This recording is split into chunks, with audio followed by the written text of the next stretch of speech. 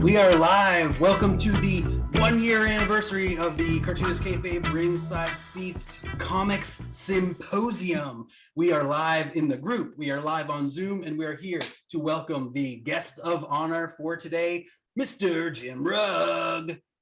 Hey, everybody.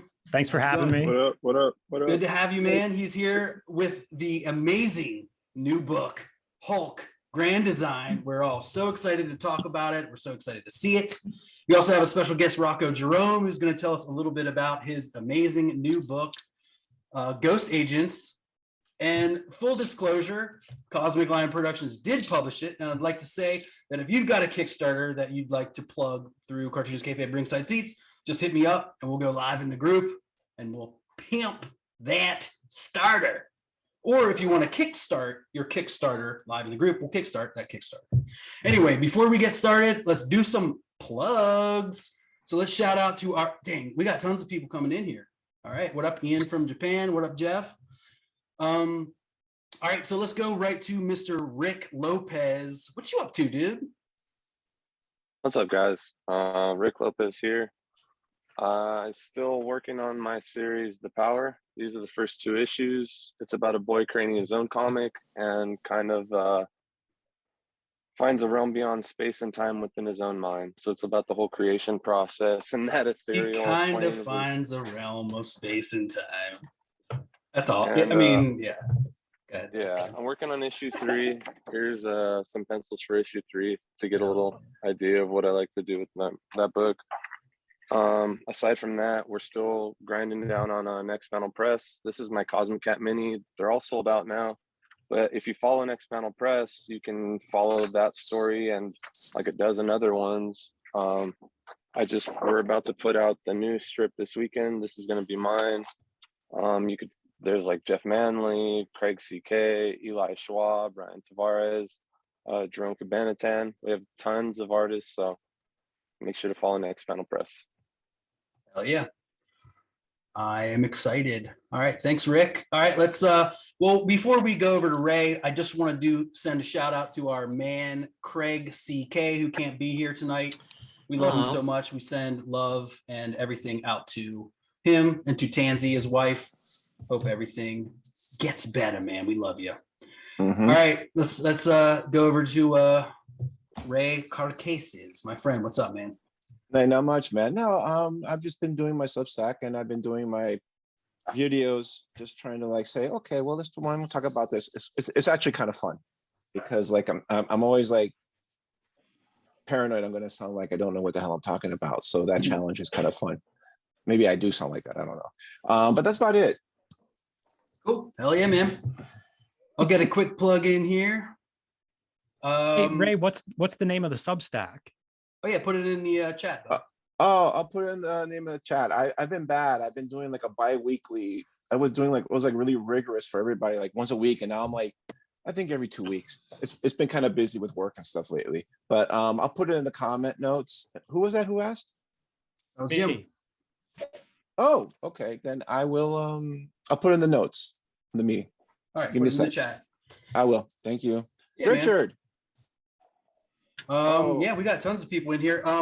Just again, I'd like to plug not only Next Panel Press that I'm working with everyone, G.H.O.S.T Agents issue 2 is on Kickstarter, but I love Ringsidethology that we get to do every month in the group. I like to print them out. This one I hand cut to give it the pulpy look.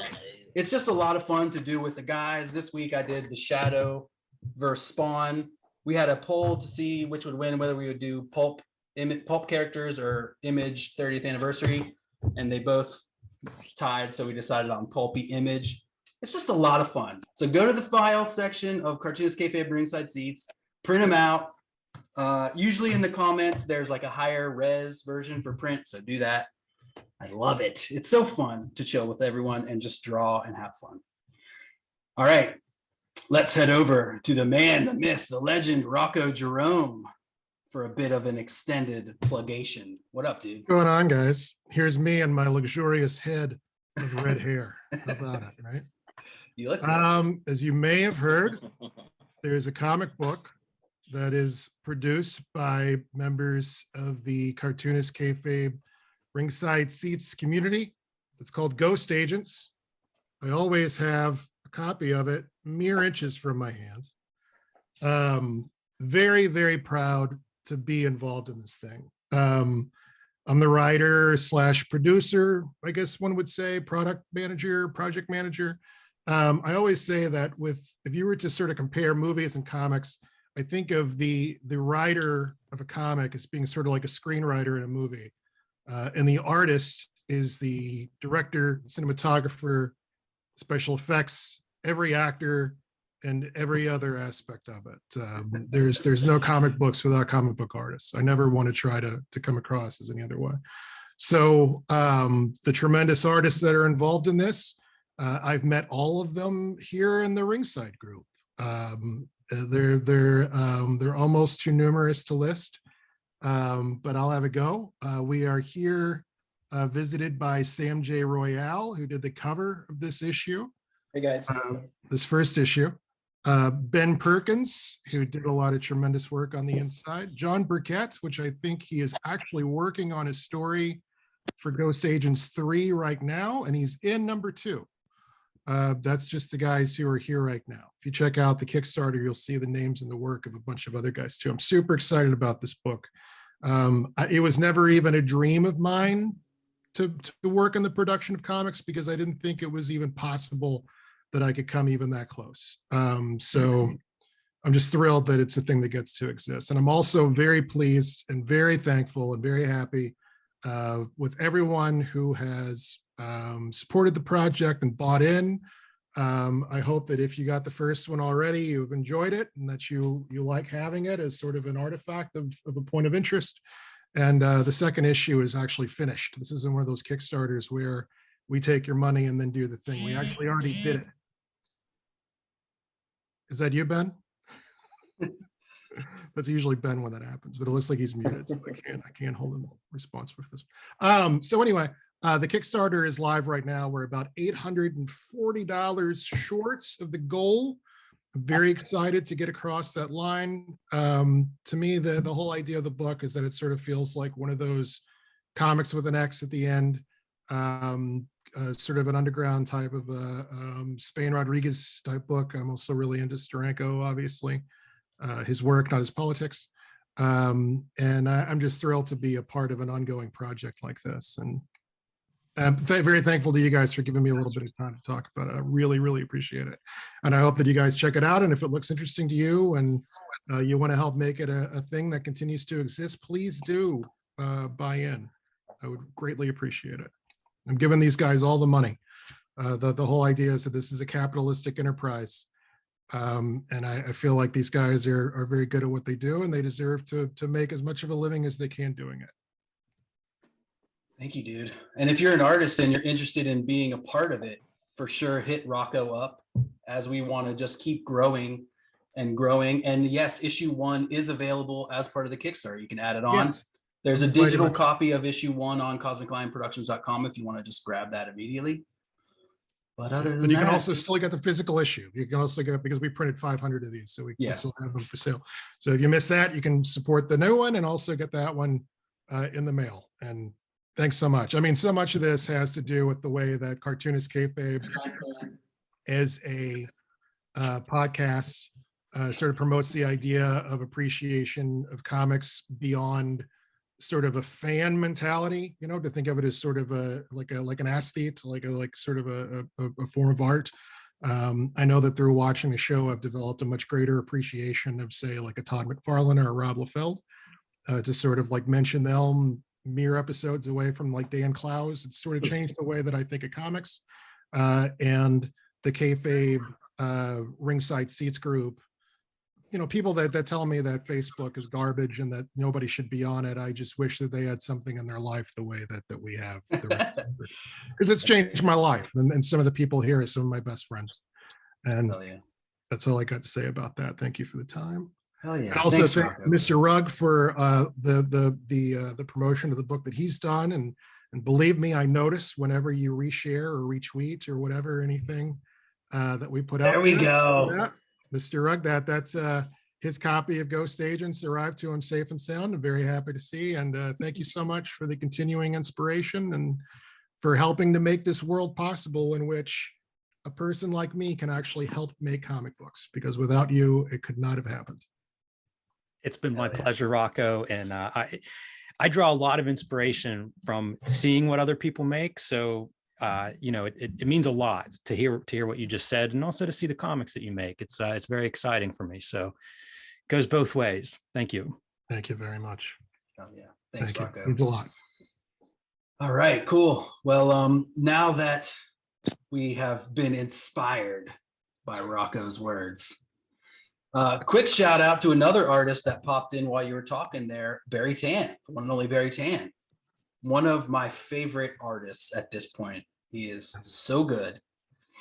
The only artist I can say that has drawn my dad in a very amazing way. Oh, no, Craig has too, sorry.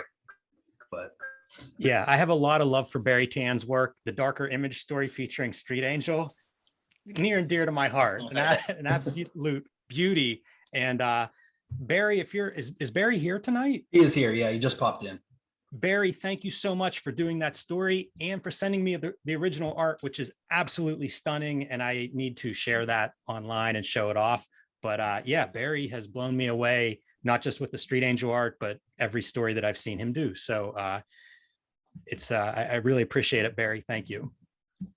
And there's more to come, Barry in Street Agent or Ghost Agents issue 2. All right, y'all. So we're gonna move into the Q&A portion. We're gonna chat with Jim. So if y'all have a question, mute yourself first if you know you're not talking. Yes, thank you. Also, if you have a question, go ahead and use the raise your hand. I very much do. thing. I know. Tell Mike we're so sorry. Pizza is coming soon. I'm gonna actually. Well, Mike's at work, isn't he? Hey, Mike, who's at work? Do you need some pizza? Oh shit, is my thing on? I guess so. Mike's Yeah. at work. I'm so sorry, guys. It's all good. I'm trying to figure this shit out on my phone, and I don't know how to turn off the freaking mic. It's all good. Oh, I can I'm mute you so if you sorry. want. No, I'm it's so no biggie. embarrassed right now. Don't be embarrassed. You can ask a question then while you're on if you want. I've embarrassed myself worse, I promise. So Looks like we do have our first question though, so let's go to Kevin Delgado. What up, dude? Hey, what's up? I got a quick like two-parter if that's cool. But so I remember like a while ago, Jim, you said you and Ed were taking like creative writing classes and stuff. Is like how did you put that into your work? Well, I was the way we ended up doing it, it was a screenwriting class. And so it was kind of built around write one story or movie or treatment or something like that. And so Ed was working on Red Room at the time. So he was doing like a Red Room script. And I was starting, I can't remember what I had finished up or what I was working on. It's been a couple of years, but I started a new project there and it was about a cross-country running team. So I was real inspired by like a lot of the Japanese sports mangas. I was reading a bunch of those and into running. And so like those two things kind of came together and that's the story that I was working on there. And I started drawing it a little bit. And then Hulk and I think Octobriana kind of popped up in the pandemic. And it just like my schedule changed quite a bit. I went in a different direction, but that was the story that I was working on. So I went in with a very, oh man, hardly anything, just a very loose idea of like, I want to do like some sort of cross country thing. And my idea was that it would be almost like what Speed Racer would be to like car racing. That's sort of how I would apply this to like cross country running. So I was envisioning, well, I probably shouldn't get into details because hopefully I'll get to that book at some point, but that's what I was doing. We would meet, I think once a week. So basically our teacher was, for whatever reason, gave way too much time to our class and would really go through whatever we submitted and give us notes. Most of the people in the class, like week one, we just kind of introduced our stories. And I think Ed and I were the only new people. They had run other writing classes in previous, like months or whatever. So all the students had been working on their screenplays for a while. And that first night, it was like, wow, man, everybody's got these great stories, but they didn't really evolve. Like they didn't really change anyone else's. Ed and I would go home and like, we'd come back the next week with a complete rewrite, like whatever notes we got, it'd be like, okay, here's the next draft, here's the next draft. So I ended up developing like a pretty robust story over, I don't know, 6 weeks, 5 weeks. It was a short class. It was like at an arts center here in Pittsburgh. So we would meet, I think, Wednesday nights or something like that for a couple hours. But the instructor, I don't know how much I should give away with her. She had real experience. She was a showrunner for a show on Netflix that had run many seasons and was a very experienced writer. So her notes they made sense to me. It seemed like they were very insightful. And it was interesting because like the notes, not just for me, but for everybody in the class, because I was reading everybody's stories too, to try to keep up. She would basically pull out what you had already written. And it was amazing. It wasn't like she was rewriting your story for you. It was more like, hey, you've already sort of written about this character in Act 1. Go back to that. Like the answers are there. You've laid it out there. And that was kind of instructive too, because like I teach a little bit. So it's interesting to see how somebody else does it, especially somebody that seemed effective to me. Right. Okay. Well, that goes kind of into my next question. It's like you said, you teach, you were going to class on Wednesdays. I know you guys do all your shooting on Thursdays for Cartoons Kayfabe. It's like, dude, how do you like schedule your life? Like, seems kind of, because I'm having trouble just being a normal guy, like let alone trying to do comics and stuff on top of that. So my schedule goes up and down. It's not great. I pretty much like wake up early and go to work right away. And this year, 2022, I've been trying to quit around like, I don't know, 5 o'clock or so. And I go and make dinner and stuff. And if I have something I have to do, maybe I'll work another hour or two after that. But, and then I've been trying to take a day off each week. And 1 week I took 2 days off.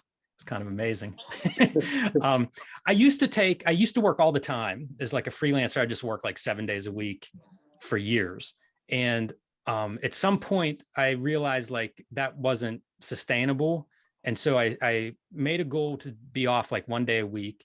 And I did that for like 2 years and it was great. It kind of changed everything because I started to, one thing I had like a time unit then, like everything now I could measure in weeks as opposed to like just infinity.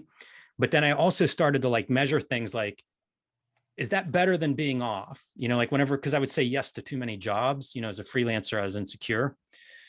And so that worked for a while. And then when Cartoonist Kayfabe started up, that pretty much filled my free time. So my schedule kind of has gotten out of control again in the last couple of years, and I'm trying to get it back under control, but it ebbs and flows, like if you're not happy with your schedule, Kevin, I would say like kind of lay it all out, what a week looks like, and really look at it. Like one thing I did was I started tracking my time. This was many years ago, but I was multitasking. So like I would do something for an hour and then I would do something else and do something else. And when I started tracking my time, I found out like the little bit of in between jobs where it'd be like, oh, I'll check my email or I'll read this article or, whatever. Those things weren't 5 minutes. Those things were like 45 minutes, those breaks. So like I would look at my day and it'd be like, oh, 2 hours and 50 minutes spent doing virtually nothing. And so I started to try to figure out like, instead of doing 4 things in a day, do one thing that day, do one thing each day for 4 days. Because like I realized it was really inefficient for me to switch from task to task. And just by scheduling better, I could save, 14 hours a week or something like that, which think about it, that's almost 2 days, right. So I would say just try to, take a look at your schedule and prioritize a little bit. But it's constantly evolving. Like even whenever I feel like things are going really good, that happens for a while. And then, a job comes up or a family thing comes up or, it's pretty easy to get off track and something that was working last year may not be working now. So, check into your schedule every so often. And if you're unhappy with it, like really look at what you can change and try something different. Right on. Thank you. Oh, and one other thing, if you're looking for schedule stuff, is productivity systems. I don't know if you're familiar with that. I have a set schedule. I wasn't really so much asking about myself. It was more okay. Just to see how you kind of juggle everything. But like, I make sure I have, 4 to 6 hours a day where I can draw. Like I make sure that like, for me, it's more or less like from like 8 at night till whenever I pass out kind of thing. So. Yeah. See, you sound like you do better than I do. So I should be asking you for schedule advice. No, no, you're good. I do a lot of setting stuff on my phone calendar and setting alarms and reminders and then just reviewing that almost Yeah. daily. I have my issue is dealing with humans because it's like people want to like take up my time and talk and hang out and do stuff that's like not productive. And I'm like, all right, well, I got to go draw. And like, they don't understand that. So it's like just getting that across to like friends and family, it's like, I have to do this. It's compulsory, Yeah, it's hard to make people understand that if they don't have something like that in their life. Right. Well, thanks, man. Appreciate it. Yeah. Thanks for coming. Thanks, Kev. All right. Looks like we got your boy Peter up next. What up, Peter? Hey, man, thanks. So my question is more like a lot of people give advice on what to do, but I'm wondering if when you were trying to be, grinding out as a YouTuber or cartoonist, were there any things you stopped doing that really helped you a lot? I'm trying to think of stuff that I've stopped. I probably drink less than I used to. You mentioned saying no to a lot of jobs though, and that was kind of what I was thinking is probably a good thing to do, just not over accepting. It's a really good thing to do. And I'm not great at that. Like sometimes it's just a matter of practical, like I just can't do it. And I probably still say yes to more things than I should. Like, especially when I'm promoting a book, I don't think I've turned down one, podcast or YouTube appearance, like with the Hulk. So I don't know. It's a good strategy. I think if you know what you want to do, it's much easier to figure out, like, does this job fit in what you're trying to do or not? And I don't know what my long-term goals are. So, I probably should say no to more stuff than I do, but yeah, I don't know. It's like I said, it's a work in progress for me. So cool. Yeah, I feel like there's got to be things that I don't do, but that you told yourself to stop doing. Yeah. It's a funny thing because if you see how I work, like when you guys see the Hulk, like I worked with everything. I work digitally. I work with pencils, color pencils, paint, ballpoint pens, markers, India ink, pens, brushes, everything. Like every tool that I have to make a mark in this room, I probably used on the Hulk somewhere. So I don't tend to think of things like take things away. Like I tend to be like, whatever, like I think this idea might work. Let's try that. I tend to try the stuff and then it's like, well, maybe that didn't work. I won't do it that way next time. But I tend to say yes first, which would be like when I started podcasting, that was something that I learned. You want to say yes and instead of no. And so I tend to do that a lot with like comics making and stuff. If I have an idea, it's almost like, well, try it, and it's comics, if it doesn't work, do better on the next one. And I feel the same way about YouTube, like if we have some idea to do, the depositions recently have been one of those where it was like a random thing of like, let's try this. And, we both liked it and we've gotten good response, but it's more of like, if it's a new idea, like, let's go for it. And then we'll, if it doesn't work, we'll, you say no to it the second time, I guess. Cool. Thanks, Peter, so much, man. If you're ever in the Texas area, where's your store at again, Peter? Oh yeah, San Antonio. We have 2 physical locations. They're awesome. There you go. What's the name of your store? Plants. What's that? What's the name of your store? It is Gotham Newsstand. It's not where you buy Batman comics, but where Batman buys his comics. And he likes really arty ones, so. Excellent.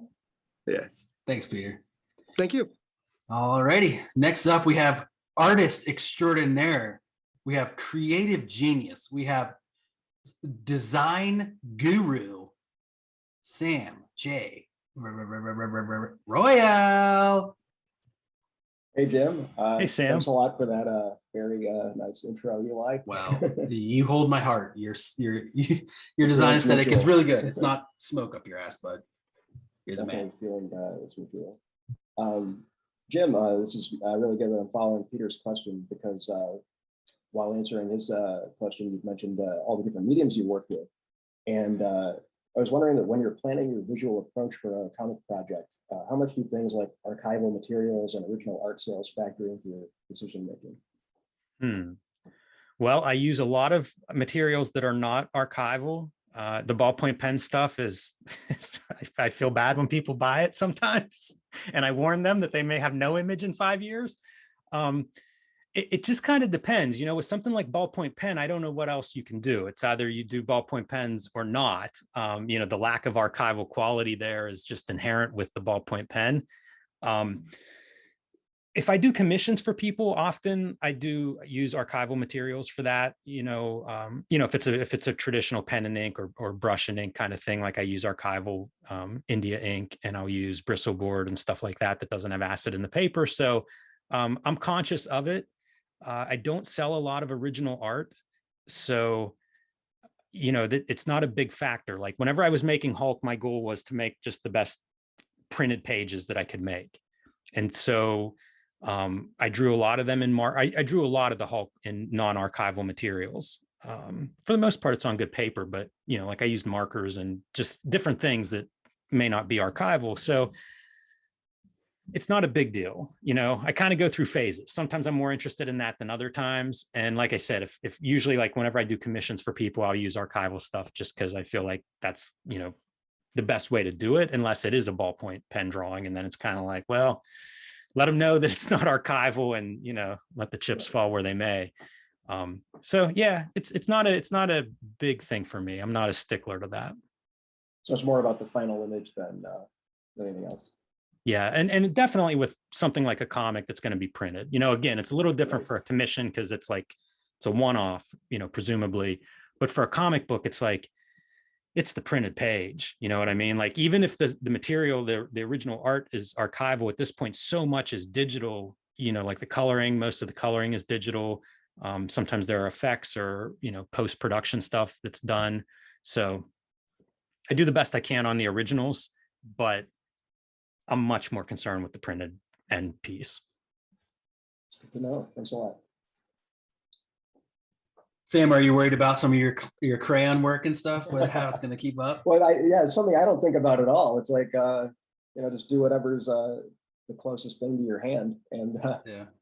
And yeah, I was just telling my wife, I was like, you know, the drawing you posed for a little while ago, that's probably going to be gone in a few years. And then we'll have the finished panels in the comic page, but it's not going to exist. You can scan it and sell it as an NFT, you know, because an NFT is something you can own. It's forever, real. right? And then I have to make comics about vaping monkeys. And, you know. You should, because you certainly couldn't screen grab them and just have them. No, I'm just kidding. I watched a funny show about that the other day. All right. Thanks, Sam, dude. Much love. Thanks for everything you do. And your amazing work on the Ringside-thology cover. That was amazing. Well, me and Adam won that both. Yes, you and Adam Lemnoff. Yeah, that was we fused your pieces. And you too, throwing in your design sensibilities on there. Well, you know, U2 ain't just an Irish rock band, okay? It's also us working together. Sam is the creator of this letterhead. And this and all the logos for G.H.O.S.T Agents. Yeah, that's right. Looks good, Sam. Thanks. All right, let's go over to the king of Hi-Ya, the comic making master, well on his way to 1,000 pages, which is his goal of creation, the one stone himself, Jerome Cabanatan. This is getting very wrestly over here, these intros. What up, dude? Thank you, Eli. Thank you. Of course. Hey, Jim. Thanks for coming out. Good to see you, Jerome. My question to you is, it's about freelancing. Like I give the show and the group a lot of credit for help building my confidence. I'm getting a lot more freelance work that I never had before, but I'm running into a problem of, you know, I guess you would run into this too, is, you know, just like kind of like pricing yourself or like setting a value. Like when I'm invoicing, like if I'm invoicing, you know, sometimes I feel like, you know, you get scared to ask for, you get nervous to ask for what you deserve. What kind of things do you show your clients when you were freelancing, or what you would do now if you still do stuff like that now? Like what kind of stuff would you show or you give, like when you're invoicing them? Like would you show the work that would you show the sketchbook work that you do, just to kind of show the value and kind of justify what you're putting on there? I usually start in the beginning. Like when somebody comes to me for a freelance job, we figure out price and everything that's going to be delivered, like before any work is done. And, you know, like I always think it's the same as promotion for me. It's kind of like be as clear as you can. Yeah. You know, every step of the way. So like I always try to figure out all of the compensation stuff up front and their expectations. And, you know, like I work in different styles and materials. So like sometimes people come to me for a job and, you know, whenever we're just talking in email or something, it's hard to tell what they have in mind. And so I ask them like, what image brought you here? What are you looking for? You know, look at my site and tell me what you're thinking here, because, you know, my idea may be totally different. If they want a ballpoint pen drawing and in my head, I see some like line drawing in ink, it can be pretty far apart. So I try to be as clear as I can, you know, both in my understanding of what they want, but also in their understanding of what I am planning to give them. And then we figure out the pricing up front. So I'm not showing them, you know, at the end of the process, I'm not showing them how I got there. I may show them sketches along the way, depending again, like what we agree to, but I'm not justifying like the amount, you know, like that's worked out ahead of time and agreed on and kind of go from there. And, you know, that has a learning curve too. Like a lot of times you'll work in one round of revisions, you know, maybe a part of the terms that you agree to. But just getting it as clear as you can sort of in the beginning would be my advice to you. That way you don't have to worry about at the end being like, okay, now we're going to haggle, or now I've got to convince you that, you know, it was worth this much. The other thing is hourly, right? Or some kind of time thing. And I don't know how you handle that, but, you know, if you have an hourly rate and if somebody's asking for a quote, you just got to estimate your time. And I always tell people like, really, if you're starting out, like figure out how long you think it'll take and then double it. Yeah. And I know that sounds like a crazy big number, but everything takes longer than you think, you know, even if it's just the scanning and the filling out an invoice and like everything takes time and it's not always factored in. So figure out how long you think it'll take and double it. You know, if people are asking for like a quote or an estimate up front. And if you want to break down how you get to that price, you know, that would be a place to do it too. You know, you could kind of explain, I'm budgeting 20 hours for this job and this is my rate. Yeah. Oh, yeah, that's great. Okay. Well, I guess I'm on the right track a little bit because I tried to make it as clear as possible. Like just trying to communicate with them along the way. Like just here's what it is. You know, you know, I'm not just sitting on the couch and printing something out, right? Like I just want to prove that I'm working, right? Because I kind of still have that feeling, which I think a lot of people do, where it's like kind of accepting, like, no, this is work. No, art, right? Art is work. It is a job, right? It's like my brain's turning thanks to everybody here, right? And we'll listen to it later. But yeah, no, thanks. That validates what's been kicking around in my head. Thank you, and I'm looking forward to March 16th. Well, you know, one other thing I'd add to that, Jerome, is like, I still have those feelings, you know, like in various situations and jobs, sometimes I feel like, you know, imposter syndrome is kind of a word for it, but I don't know if that sums it up exactly with art, because like I grew up in a place where I didn't know an artist until I was probably 21. Like I didn't know anybody that made a living from their art until I was probably in my 20s. It was the boogeyman, it was the tooth fairy, or, you know, Easter bunny or something like that. The idea of an artist making a living from their art. Like someone's blind, right? Like it felt like if somebody was making art, you either just like making flyers or they're a slime ball, right? That's kind of the feeling that I would have sometimes. Oh. Yeah, I mean, I think it's really common, you know, like I've done, I had a really good experience doing like some artist training. It was like a group of all different artists, different disciplines many years ago. And just being in a room with a bunch of people who were all making their living or trying to make a living or making some money from their art, it really kind of opened my eyes, just because that's just not something I grew up around. So keep connecting to artists, you know, like being here tonight, having friends in this group, you know, have these conversations, like knowing other artists has been really helpful to me. So I think that's a piece of it.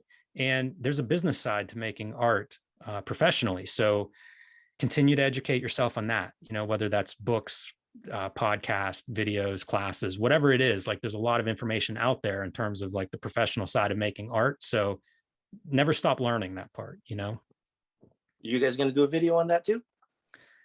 We've done some, you know, I think Ed's video about like how WYSIWYG got published is a pretty good example of that. Yeah. You know, it's trying to think of what other videos we may have done that touches on it, but yeah, I mean, it's definitely, there's a business side to this and there's a lot of information on the business of it. So I would say, like, in addition to learning the craft, also keep an eye on that business piece, you know, keep adding those parts, and some of it's through experience, some of it's through networking, but you'll get there. All right. Thank you. Appreciate it. You're welcome. Well, thank you, Jerome, man. Keep plugging away, man, because the improvement that we've all seen in you, Jerome, is huge. It's amazing. It's really awesome, dude. Well, it's inspiring. Oh, was it that's the first 1,000 pages, right? That was I think that was the video when I put his first 1,000 crappy pages. Yes. I don't want to stop myself and judge myself before I've done that. Maybe on page 1,001, then I'll judge myself and not like what's out there. But right now, I'm just trying to build a count, right? Absolutely. I'll give you another piece of advice for anybody that cares. I think there's 3 kinds of clients when it comes to freelance. One of them knows exactly what they want. That's a good client. One of them is hiring you because they know your work and they want you to be you. That's a good client. One of them will know it when they see it. Say no to that person. That is not somebody to work with. Whoa. Can you say that again? I should have had a pen, but can you say that again? One client knows what they want. That's a good client. One client hires you because they've seen your work and they want you to be you. That's a good client. One client will know it when they see it. Run away from that person. Hang up on them, block their number, say no, run away. All right. Thank you. There, I have another page. Thanks, Jim. Thanks, Jim. That's great, man. All right. Thanks, Rome. No problem. All right. Our next, we have Donda DB Soup, author, amazing artist, creative guru of the books. Fist of Paunchy the Panda. Newlands, Paunchy Panda. I got a sticker right here next to Grendel on my monitor. Killa, what up, dude? Fist of the Newlands. Fist of the Newlands. That's what I said. That's the one I remembered. Biggie cover. Get it. The Biggie cover. Yeah, that's the only one left. If you even have any left. I don't. Oh, there you I go. appreciate the Sold shout out. out, gentlemen. I appreciate the love. Of course, man. What's up, Jim? I'm sorry if you guys can hear a screaming baby in the background. I apologize. So first of all, Jim, thank you for coming out. I'm pretty sure I speak for everybody when we say we appreciate your time. I got a little bit of a creator's question, because right now I'm working on some stuff, and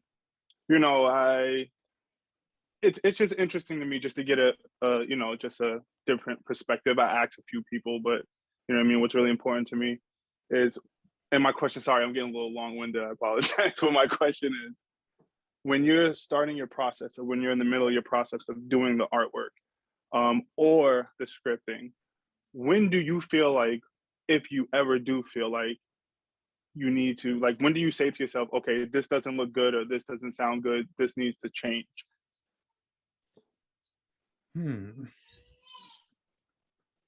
I don't know how to answer that, because whenever I'm working, so like the way I did Hulk, I basically had an outline for like each page. I had about a sentence that summed up like what was going to be on this page. So like I had like 80 of those, and I would into the studio in the morning and it'd be like, okay, I'm doing this page, and I would open up the Word document that just had one sentence, and I was drawing the roughs on my iPad. So I would open that. So I'd be reading the sentence and I'd be writing down like whatever else I needed to put on that page, like breaking it down, whatever ideas I had for what I was going to do in that scene or on that page.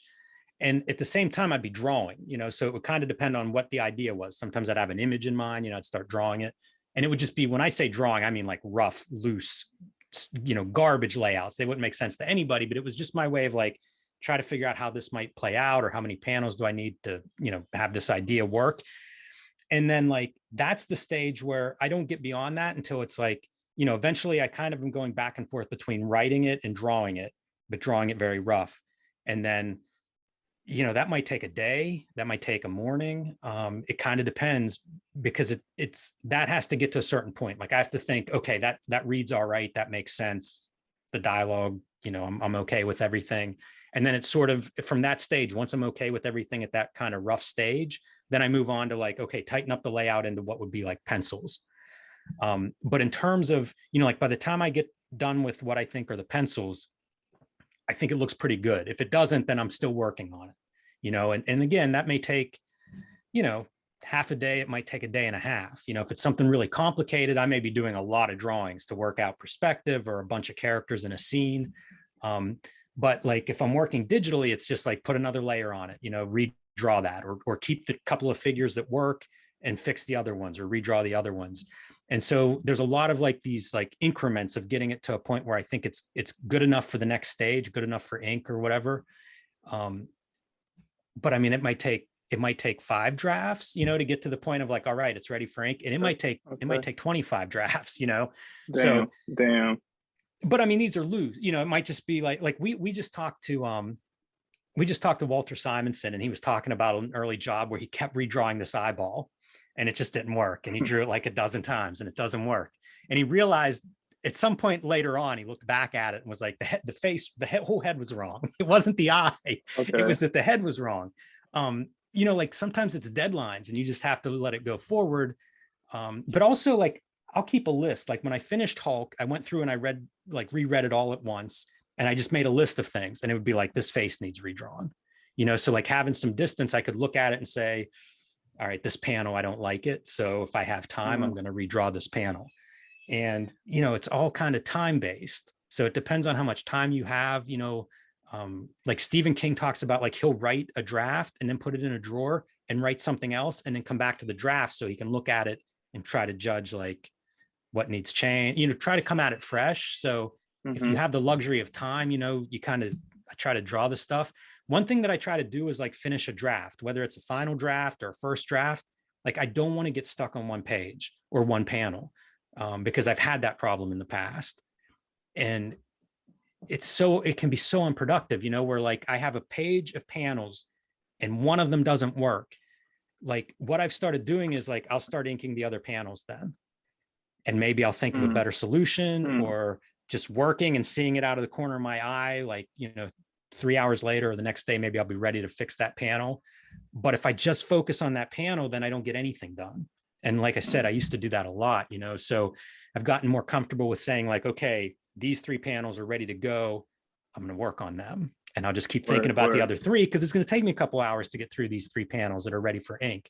So I don't know if that helps or not. Like, this stuff is there's no science to it. Even if something works really well for me, doesn't mean it would work for you. Or if it worked for you on the last book, it doesn't mean it'll work for you on the next book. So I would say that's a trick, is if the panel's not working, move on to the next panel and come back to it. The worst thing to do is get nothing done. But if you can put it off and do something else productive, sometimes just sleeping on it will give you the solution to like, why can I not get this composition to work? Sometimes you just need to kind of put it in your head and be able to like go live with it for a day. I solve a lot of problems sleeping. I solve a lot of problems, going for a walk or something. Like sometimes when I get really stuck, it'll just be like, all right, now's the time to go do the repetitive behavior, where creativity seems to flow. But the good thing with making comics is like, there are always pieces like you can, if you've got to work, if this is your 4 hours in your day when you get to draw the comics are great because like work on the panel that works, or color the page that you drew yesterday that's ready for color, or, do whatever other thing you can do if you're at a point that it's not getting better. I've tried drawing this thing 10 times and it doesn't work. You got to do something else and come back, and that time will help. Okay. No, you definitely answered my question. I appreciate that. And I got a lot of food for thought from that. Yeah, man. Thank you. Yeah, I hope that's useful. No, definitely. I get one more question. Can I ask one more question? Is that all right? Sure. Go for it. I ask one more question. All right. So, but 2 more questions. First question is, are you married? Yes. It never really came up in the show. Okay. My question is this: how? Not to say you had to or whatever, but like, how did you convince your spouse to, because like you said, you really didn't know many people who were, working artists, you know what I mean? Because I come from a creative family, but we had no artists in my family either. So I kind of really understand what you mean. How did you convince your spouse or get your spouse agree to letting you do comic books? If that's a little personal, you don't have to answer it, but I'm just curious. All right. So I met my spouse when I was 18, and we've more or less been together since then. And comics were before that. Like whenever we met, it was like comics were part of me. So she accepted that, pretty much. I don't think she ever had designs on like, I like this guy, but I'll work on the comics now, get the comics out of his system. Like, I don't think that was ever a thing. I think it was just part of like who she met. So, that was kind of, it wasn't a new thing. I didn't just spring it on her like midlife crisis, like, hey, I've got comics now. So that helped. But, there've been a lot of, it has created friction over the years, because like whenever we were first married, I was working 45 hours a week and drew my first graphic novel in 6 months while working 45 hours a week. So you can imagine it doesn't leave a lot of other time, doesn't leave a lot of family time in there. So that's something that I've had to work on, just to be like a human being and a part of a family. Like you just can't do stuff completely on your own all the time.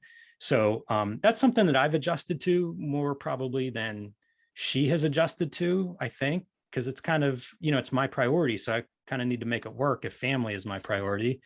And one thing I try to do is like sync my schedule to her schedule. So, depending on if she's working, I'm working. And then maybe I work a little bit extra here and there, depending on what's going on. But, that's like one of the things that I've done over the years to try to make the comics not be a problem for anybody else in my life. Word. Good man. Yeah, man. That sounds good. That's more food for thought. But I appreciate it, man. I'm all out of questions. You did me justice, man. I appreciate it. Well, Thanks so much, Donda. Yeah, good questions. You're full now. The food for thought. I am. Yep. Yeah. Thanks again, dude. No doubt. All righty. Next up, we've got John Burkett. Amazing artist, new on the scene, big ups on an amazing story for G.H.O.S.T Agents issue 2. I'm sure that's on his table right now. Super excited. What up, John? How you doing, man? Hey, good. How are you doing, Eli? Good. Welcome. Thanks. Yeah. Thanks, Jim, for joining us and answering our questions. I really appreciate this. It's fantastic. So my question is, and it's going to build on, I think, what others have been asking is, so I work 40 hours a week. It's only been the last couple of years that I've been working on comics and generating pages. And it's only been recently with the books that we've made here with the group that I've thought that, wow, this may be something that I could do. And my question is, for you, what did you need to have in place before you were able to make that leap? Like, did you save up a certain amount of money? Did you say I have to be making a certain amount with these freelance or comic book jobs before I can leave my 40+ hour a week job? And the second part to this question is, I'm sure there were certain things available for you, platforms create to show people what you're working on and to sell your products back when you decided to make that leap. But if you were to do that today, what would you be taking advantage of to get your work out there? Would it be putting out a web comic? What's changed between then and now? Wow. Everything has changed. like everything has changed, John. So I started making comics in 2000 and there was no social media. So, talk about like a different world. There was no social media back then.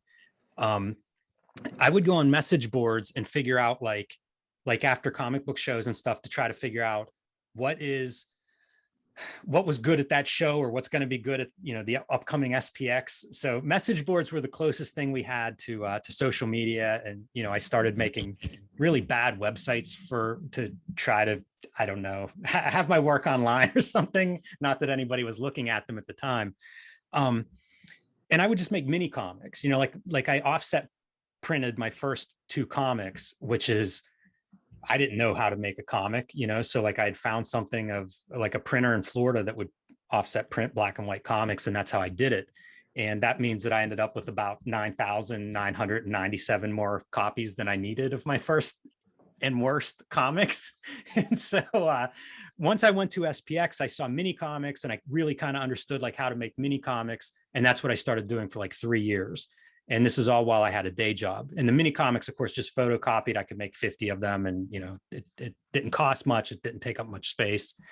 And I was just making comics as fast as I could, mostly for shows. I would do 3 or 4 shows a year, and I would try to have something new for each one. So that also helped like schedule wise. And I did that for a couple of years until I did a Street Angel mini comic for a show, and it sold out at the show. And it was like, oh, that response, like, I'd been selling mini comics for years. When one sold out, I knew it was something different, and I had fun making it. So at that point, I thought, I'm going to make more Street Angel, but also I should see if somebody will publish this, if I could get it more widely distributed. And I found SLG, which I thought Street Angel would fit really well. They had a submission guides online, like that's something that you could probably still find today, is like how to reach publishers. That was something that, I found online at the time, and they agreed to publish it, which is what led to my first graphic novel with Shelley Bond, who was on here, might still be here. I'm not sure if she's still here or not, but she was an editor at DC, and she saw Street Angel, like the benefit of at that point getting it published is that now it was distributed outside of just me. And that opened up some new avenues. And I did a graphic novel for Shelley, The Plain Janes. For DC Comics, Shelley was my editor. And then we were going to do another graphic novel, and I was starting to get work, and I was getting enough work that I was going to have to turn stuff down if I kept my day job. And like I had always said, comics were the dream. So I decided, like I had worked at my job for 7 years. I paid off my college debt. I saved a little bit of money, and figured, if I was ever really going to try to do comics, like that was a good time to do it, because I had like a year long, about a year's worth of work lined up with this graphic novel. And it seemed like, and of course it's taking a chance to quit a job, but it seemed like, I had done the best I could to prepare for that change and to kind of mitigate the risks. And that's what I did. And then, that was 2007, Valentine's Day, 2007. So like we're coming up on my 15th anniversary here on Monday of not having a day job. And promptly after I quit, within a year, the real estate bubble, trying to think of the financial collapses that I've lived through. I think that was the one of 2008, but I had 2 jobs that were like a year-long contract, and both of them went away within 3 weeks of each other. And wow, that was an exciting year. So I did, fortunately, I had saved a little bit of money before I left the day job, and that helped. And, that really is what I guess made me do a lot of freelancing is, like once those big jobs went away, it was like scramble and figure out how to pay bills without going back to the day job. I liked not having that part. So then it was a matter of figure out how this works. What is a freelance artist, So yeah, it's there's some ups and downs, but that was basically it. If I were launching something new now, it would certainly be some sort of, there'd be some kind of online free serialization. And it would probably be a lot of stuff, like I would probably have a Substack, because I think that's kind of an interesting delivery system. One of the things I'm really interested in terms of making comics is distribution. And so I look at all of the stuff that's come up, social media, any of these new platforms, I look at them through the lens of distribution, because like you can view the history of comics content based on distribution models and changes in distribution. So Substack, I think, is kind of a neat distribution model. Obviously, Instagram is visual. So, that seems like, I look at like a Simon Hanselman, Ben Mara, there's a comic I read on Instagram that always ends with, "Oh no," I forget what the comic is called, but it's very popular. Many of you may know it. So I would be looking at like all of these different platforms, and I would see how many of those I could make my comic fit. Like Webtoons, I would probably be doing the same comic, but I would be running it through a Substack, Instagram, webtoons at the very least, and then probably a few, maybe some other stuff. But definitely, I think I would look at those 3 platforms and then try to figure out monetization, crowdfunding, print, if you're interested in print, but figuring out how to package them, being able to deliver the comics like regularly, whatever that is, once a week, a couple times a week, daily, whatever fits your schedule, whatever you're able to do. But that's kind of how I would approach it.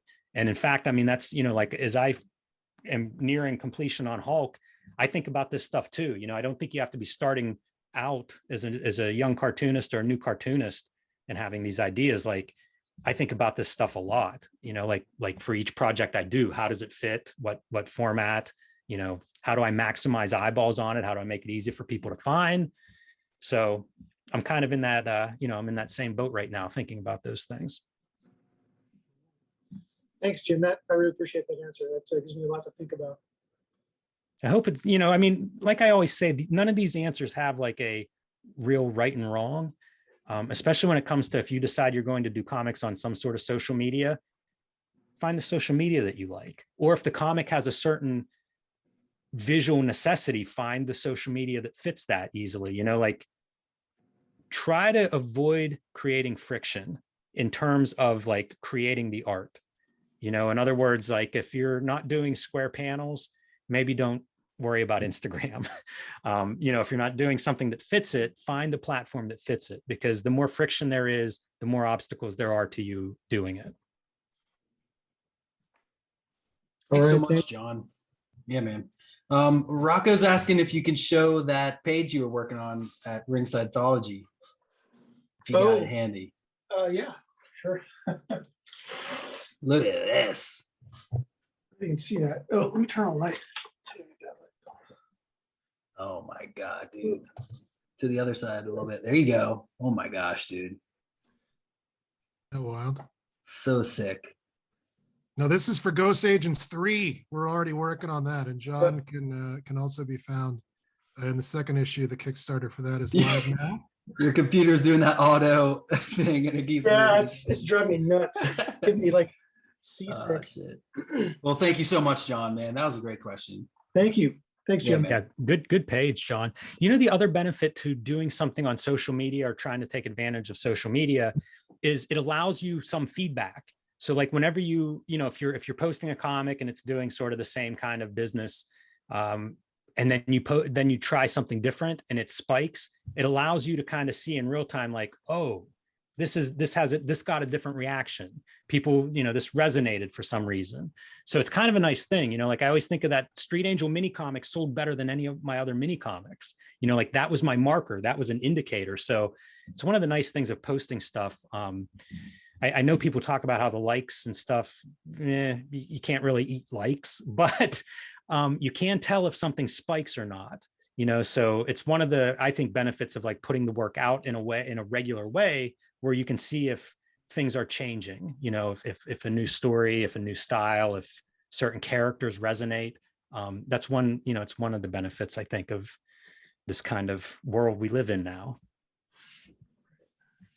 And I think this kind of runs into a question that we got in the chat or in the on the Facebook from Brandon Hayes, who's asking, like, at what point do you jump into your first published comic? Like, at what point of preparation? He says he's filling up sketchbooks, he's writing the script, he's had false starts through almost over 20 years. So like, I think you just got to do it. You just got to dive in head first. Well, what do you think, Jim? Yeah, I agree 100%. What happens is it's really hard to like make something and wear an editor hat at the same time. I've heard people say it like, you're either making money or you're saving money. Like it's almost two different ideas. And I think creating and editing are two different steps. And it's really easy to try to do both at the same time, because like people are happy to tell you your work isn't any good, right? I mean, you kind of grow up with that. And so you're conditioned to like, I'm going to judge it myself first. I'm going to make it good. And then, it'll be bulletproof, or at least I don't have to hear somebody else telling me it sucks. But the first draft, like you just can't tell yourself it sucks. Like you got to get to that finish line, whatever it takes to get to that finish line. That writing teacher that I had a couple years ago that was really great, she would call it her fuck it draft. And that was the first draft. And, you know, it was kind of like take the editor hat and stuff it in the closet and just get to the end of that draft. And don't worry how bad it is, because what it is it's a skeleton. It's something you can build on. You know, you'll make it better in every draft after that first draft. But that first draft is just like, throw it up on the page. You just need to get it out in front of you so that you have something to work with, something to build on, something to improve. And I think that's really important. You know, like I said, I used to get stuck on one panel or something and it could ruin a day. And I see students that do that. And I know I have friends who are amazing, some of the most talented people I know, and they can't get out of their way to get to that finish line because they're perfectionists, because they're obsessive, because of whatever. But the bottom line is like, you got to get to that finish line, whatever it takes. And you don't have to show that story to that draft to anybody. You know, you don't even have to look at it again if you don't want to, but like get to that finish line. It's so important. Yeah. I spoke with Jaime Hernandez one time at a like a speaking he did here locally. And that was the one thing he said. He's like, just create, just make it. Like you said, even if you don't put it out, even if no one sees it, you just gotta, you know, move from words into pictures, get it all out there. That's the only thing you can do. Yeah, finish it, right? Finish it above wherever your workspace is. There it is. And then do that. Hell yeah. All right, thanks so much, Jim. All right, let's go over to our next question. You got a question or a question there, Tony? All right, let's add Tony, amazing artist, amazing cartoonist from Rubber Wolf Productions, who has a psychedelic horror, amazing monster style. You got to read Oof. That's one of my favorites of his. What up, Tony? You're muted, so welcome. Also a killer on TikTok. So I know all of you are on TikTok, so follow. Hi, Tony. Hey, I have it's just a pretty simple question, but it's something I'm curious about. I know a lot of artists. It seems like most of the artists that I talk to, particularly like, well, I guess mostly all I talk to is indie comic artists, but seems like music is like a big part of a lot of people. And we know, you know, obviously Ed's very outspoken about his love of hip hop and everything, but I've never heard you say anything about music. Do you have any particular passion for music, or is it just something you're not really particularly interested in? Oh, I grew up in a like a cultural wasteland is how I would describe my home. and music was not really a thing there. So I don't have any real affinity to music, and it kind of bums me out a little bit. Like sometimes people make me playlists to run with. I have a running friend who's into music, so sometimes I'll steal a playlist from him. Brian, my writing partner, is much more into music, so I would get stuff from him from time to time. Shelly's much more into music, so occasionally I get recommendations from her. But I know nothing about music. I'm horrible when it comes to music. Like frequently I will just put on like a 4-hour classical music thing on YouTube and let that play if I'm listening to music. So I'm the last person to come to for anything music related. Yeah, that was kind of the impression that I got, and I kind of wanted just wanted confirmation of that, because I felt like I can usually tell when somebody doesn't when somebody just is not a music person at all, and I just thought that was interesting. I just wanted to know I wondered if you had any sort of like weird you know, thing that you were like, we just didn't know about you, like you were like a closet like metalhead or something. No, but, no, okay. I'm pretty boring on the music side. Right. Okay. Thanks, Tony. I just thought that I was curious about. I love Jim, but that's one thing I just don't understand. I remember that we asked him that another thing we did, and I was so. It's like in that movie Funny People. They ask like, "Would you like to go see some music? Do you like music?" And she's like, "Yes, music." You know, it's like, I know you like music. I feel like no one can not like music, but it's just interesting that you don't have like a favorite band or like. You know what I think about a lot in terms of music, because I wish I did. I wish I knew more about it or where to begin. You know, like I have a bunch of little samples of stuff, you know, again, that people have given me, or like, I'm like, oh, Miles Davis, let me get some of that. You know, I've heard good things there. And I usually do like it, but I think about it like I would think about comics. If somebody was like, oh, I like art, and where do I begin? You know, and music is sort of the same deal, where it's like, it's massive. It's a very hard thing for me to think of like, let me devote some time to this. You know what I mean? Like anything that requires time, I'm out. Like I'm out. So I don't know. I should schedule. I should have like music gurus that like I meet with, you know, like a therapist, like each week, and they could be like, okay, here's your playlist for this week. We'll talk about it next week. I'll give you a new playlist. You got Skull Funk Radio, Ma Foods podcast. That's right. Yeah, I mean, I'm sure I could find it if I tried a little bit. Some people just don't have that. It's just not part of their personality or whatever. And I don't think you can force it. You know, you just it is what it is, and you either got it or you don't.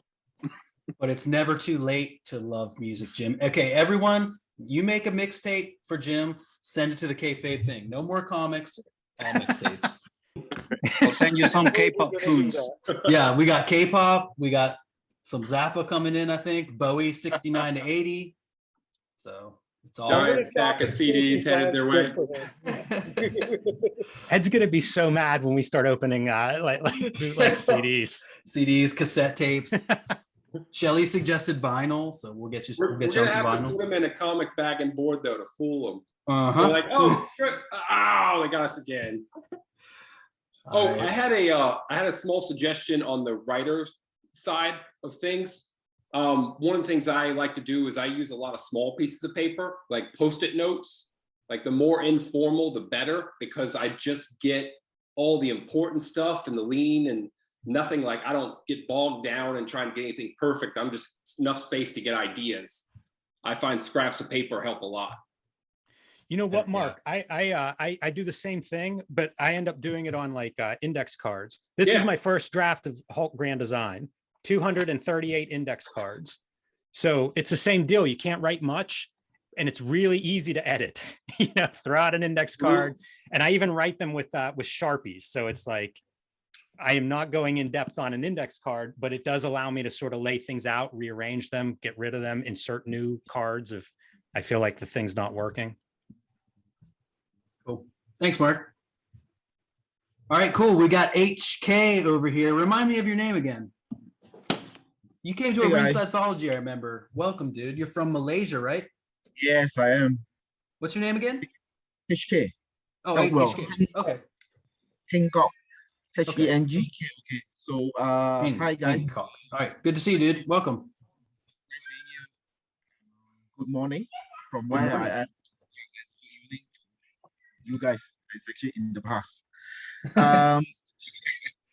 Just want to actually ask, like, I think Jim actually mentioned that you're exploring those new distribution model like Substack or maybe Kickstarters.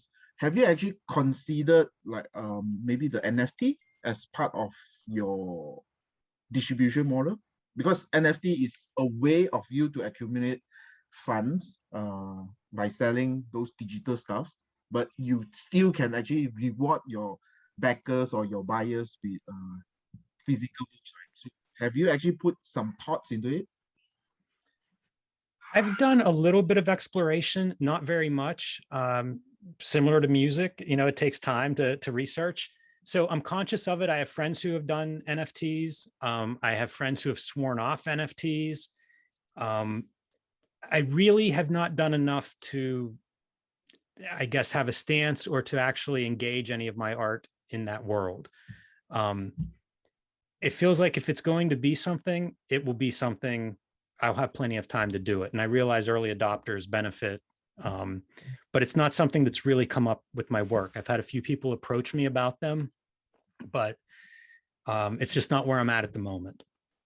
Yeah, I understand. And I also presume that NFT, you're targeting a different type of collectors rather than the usual physical holding kind of collectors that wants to actually have a zine or a books that's actually in hand. Yeah, I mean, that's part of the strangeness of it, right? I feel like it's built sort of as possibly as a con, possibly as an investment, possibly as a speculator thing, and then also as a Web3 thing. So it's kind of like there are all these facets, and I'm just not there yet. But then again, I mean, comics is always a collector's thing, right? It's always a collectibles. Anyway, if you actually put like NFT and comics, people are speculating on comics anyway. Yeah, and a lot of people in comics are doing it. So, you know, I am kind of watching and seeing how people are applying it to their work or how they're interacting with it. So I don't know. It's you know, from my vantage point, it's not that different than cryptocurrency in that I have not engaged with it very much. And I don't even know if saying like I'm taking a wait and see approach is the right way to say it. You know, like my schedule is full to the point that I haven't devoted much time to it. And maybe that's something I'll look back on and regret. But as of now, like I just don't have any real experience with it, not enough to say anything intelligent about it. I don't think that you need any regret, right? You're not part of the pioneer of YouTube, but I think you're now a YouTube sensation in some way, at least in our circle. Yeah, I mean, it's like I said, it comes up, it crosses my path, so we will see. Well, Awesome. nice meeting you. And if you actually happen to actually come by to our part of the world, do drop me a note. I'll be actually more than happy to actually welcome you. You'll be amazed by the amount of collections that is actually available. I want to actually show you something on the screen. You see this? You might want to take off the blur, your background blur, but it looks like a very sick Thanos. Can you recognize the art style? Let me just change it a little bit. Oh, shoot. Oh, okay. I understand. Is that the Art Adams piece? There you go. Yeah. Wow, dude. Yeah, that's nice. Is that Art Adams? Yeah, it is. Oh my God. So what happened is that actually, as I actually mentioned the other time, right? We actually conducted a virtual online session with Art Adam in 2020 in the height of the pandemic, and we actually managed to actually get him to actually do some commission spots for us. So that's just so happened that he actually came in like two days ago. So yeah. Wow. So I'm just saying that there are plenty of collectors here that is actually open to interested to actually explore more. And I think that Jim has been doing a lot of good work in terms of promoting like alternative reading rather than the big two, Marvel and DC's, which is getting tiresome. And probably I should actually ask another question if I'm actually allowed to. Go ahead, Aside from the how grand design, do you actually read any current comics, Jim? I don't read a ton of like Marvel DC comics, although I bought Nightwing recently, and it's an issue where all the backgrounds are continuous. Like if you had 10 copies, you could open them up and it would make like one Nightwing. Yes, Nightwing 87, I believe. Yes. And so I bought that and I liked it. I've actually been trying to figure out something to do with it because there's a dog in the story. So like I have in my mind, I group everything together and it's like, there's the Hawkeye dog comic. There's this Nightwing dog comic. There's Street Angels dog as a dog comic. So I'm trying to figure out like, is there a video of like dog comics or something that I would put together? And just saying it out loud, I'm sure there are 1,000 dog comics, but yeah, so Nightwing's probably the most recent like Marvel DC comic that I've picked up and read. And I liked it. I thought it was cool. I thought they did pretty well with that gimmick of like the continuous background, which is kind of a challenging, I think that's a challenging gimmick to pull off. And I think they did a good job with it. So I don't read a ton of those comics though. Some of it is for value. Some of it's for interest. Like I actually brought some comics that I've been reading. So I'll give you a sample of what I've been reading in this week recently. So G.H.O.S.T Agents, I actually read last night. Nice. Nuclear War. This came in from a fan sent this to Cartoonist Kayfabe. And the story is he sent us some Ruby Liths, which is an old production piece. And his dad worked as like some kind of art production guy, but also wrote and drew comics, self-published a bunch, but then hooked up with New England Comics, the publisher of the Tick comic. And so he sent us a bunch of them. And I actually had some of his dad's work. So I was looking at that. This is Tony Chow, who was a former student of mine at SVA, sent me a couple of his comics that are really cool. Gene Colan's issue of Teenage Mutant Ninja Turtles, which I picked up whenever I was in Hawaii from Alika. Thank you, Alika. This is a Richard Corbin and Mike Mignola team up that involves wrestling, lucha libre wrestling. Mexico, right? Kind of a cool Hellboy there with Richard Corbin as a masked wrestler, a little bit of Nacho Libre. But I got that at Half Price Books. Sergio Topi's The Collector. So there's a couple downstairs too. I've been looking at some, and then this is the Copywriter's Bible, which is 32 ad copywriters talking about their craft. And it is amazing how much like writing advertising copy is similar to comics, because if you break apart an ad, the text doesn't really work on its own, the images don't really work on their own, and you put them together and it's almost like this, you know, some chemical reaction happens. And then the other stuff that I've been looking at are the horror comics that your government doesn't want you to read, which are all pre-code horror comics, and L.B. Cole's Blacklight, which is a collection of a 40s and 50s artist primarily known for doing comic book covers that are like kind of like blacklight posters, but really amazing. And there's a new lettering book that Nate Picos put out that's pretty robust, and I just got that this week. So that's the stuff that I've been looking at. You know, some of that's relatively new, but it's not really like Marvel DC Comics. It's weird. The comics that I get, it's a very broad cross section of just everything comics, which is what I love about comics. You know, there was a thread in Facebook today that I contributed to, and it was like, what do you love about comics? And I love, like, there's just comics for everybody now. When I was growing up, like, that was the dream of like, there should be comics for everybody, whatever your interest is, however old you are.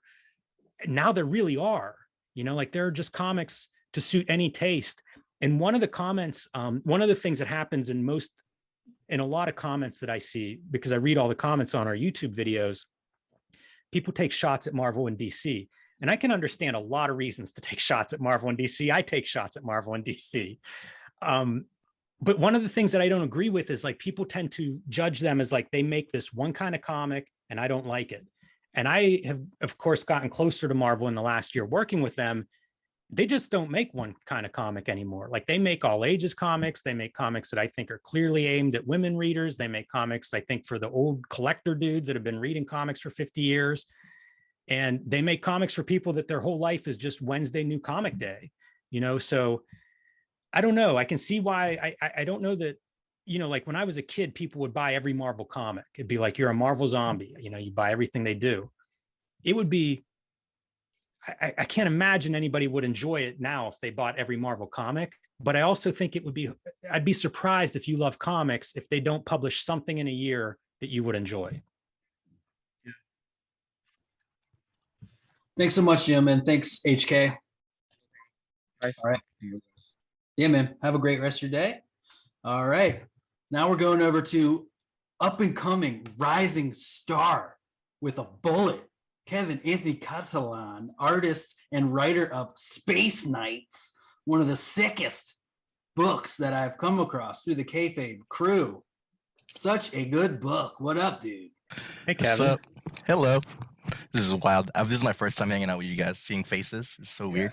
Good to see you, dude. I just see names from Facebook all the time. Hell yeah. Nice seeing you, Jim. My question is, you brought up WYSIWYG earlier, and I was thinking about the video, and I always go back to the video of you guys, Ed, and talking about your start on Street Angel and his WYSIWYG book. And I was thinking about his pitch packet. Have you ever done anything like that for any of your books? You talked about your mini comics, how like, oh, it's just whatever hits, right? But for Aphrodisiac, for Octobriana, or whatever small projects that you've done, did you ever make a pitch packet like Ed did? Yeah, I made one. I made one for Aphrodisiac, and I'll tell you, I've actually been looking for it for a while, and I'm probably going to have to find like a PDF of it. But the way I made it was I printed it out, so it was like a 24 or 32 page comic book size. I printed it full color, bound it, trimmed it myself, you know, and that's what I sent to, like, I don't know, half a dozen companies, and they all said no. But it was real similar because like it had sample pages, it had a description of what I planned to do in terms of story. It had other comics that I was like, it's kind of like this comic, or, you know, this part's like this comic. So I need to find it. And I don't know that I have a hard copy, but I think I probably have a digital copy somewhere. I need to find it and maybe put it out there or do a video or something on it. But that was my biggest pitch. and it you know, it didn't actually work. Nobody bit on it. So yeah, I haven't done a ton of pitching. You know, like most of the stuff that I do, I tend to just make it, and then if somebody wants it, awesome. And if not, like I'll figure out how to do it myself, like Octobriana. Yeah. Yeah. So I don't have too much experience pitching, you know, like the first Street Angel, I followed the submission guides, which were, I think, submit, I don't know, a handful of pages and what the story is. I had a complete issue. So I sent that along with a cover letter saying, you know, I'd like to do a series of this, and, you know, basically just my intent, like, do you want to publish it? So not really a pitch package. It's certainly not what Ed put together with WYSIWYG, but that was my most successful pitch package. So maybe that was how to do it, at least at that time. But shouts to Shelly in the comments. She says, I might have one. You pitched it to me. She might have one. I did. Vertigo was somebody that didn't want aphrodisiac. I have another question too. Sure. Talking about process and how you're talking about how you're going to use different mediums and stuff, and I've seen that in your work. How does that, usually people have, a very rigid, steps to do their comics, just pencil, ink, whatever, right? And for you, how does that change your schedule wise, and how you're going to be exploring a lot? You're going to have some more time for that. And so how do you structure yourself, and how do you organize yourself doing your, work days? Well, if I'm ahead of things, like if I'm making something myself, I don't have a deadline, which isn't great. I'm sure you're more productive if you have that hard deadline that you've got to meet. So that allows me some freedom. I'm trying to think, like with the Hulk, I was doing 2 pages a week, which was pretty comfortable. And I wasn't doing anything outrageous in terms of experimentation. Like all the tools that I was using were tools that I have used.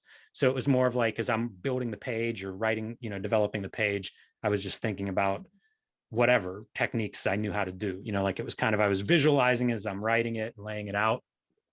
So none of that was too time consuming. And at 2 pages a week, it's really 2 to 3 days a page. And I could do almost anything that I was capable of doing in terms of 1 page in 2 to 3 days. So yeah, I didn't try anything that I didn't have some idea of how it was going to go. Okay. For that book. All right, cool. Thank you. That was great. Thank you so much, Kevin. In terms of experimenting, if I am experimenting, like that's kind of my free time. Like if I like the first ballpoint pen drawings that I did were just like goofing off. And then you realize like, oh, I like this and it takes this long, or people like it, or you know what I mean? Have you always done that in school back then? I did. And then like for 15 years I didn't, because like I wanted to make comics, and that meant black lines on paper. And then like whenever I came back to the ballpoint pen and the notebook paper or the printer paper or whatever, it was like, oh yeah, not only in school, like, I mean, that's as long as I've drawn, it'd be like with some, whatever was available, and it'd be like, my mom has a pen in her purse or whatever. And, okay, let me amuse myself here. So yeah, once I started using that again, it was like, oh yeah, I've got 10,000 hours with the ballpoint pen, before I even start drawing with it again. So that was riding a bike, really. Yeah. Cool. Thank you. Cool. Thanks so much, man.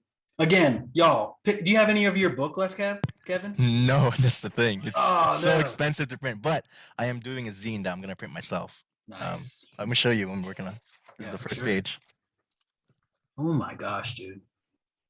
So did you send one to the kayfabe PO box? I sent 3 to them, and they covered it into one of their videos. And it's pretty cool. Awesome book. Yeah. I saved that on my photos whenever I'm feeling down. Like, I'm just gonna look at this real quick. Get me motivated again.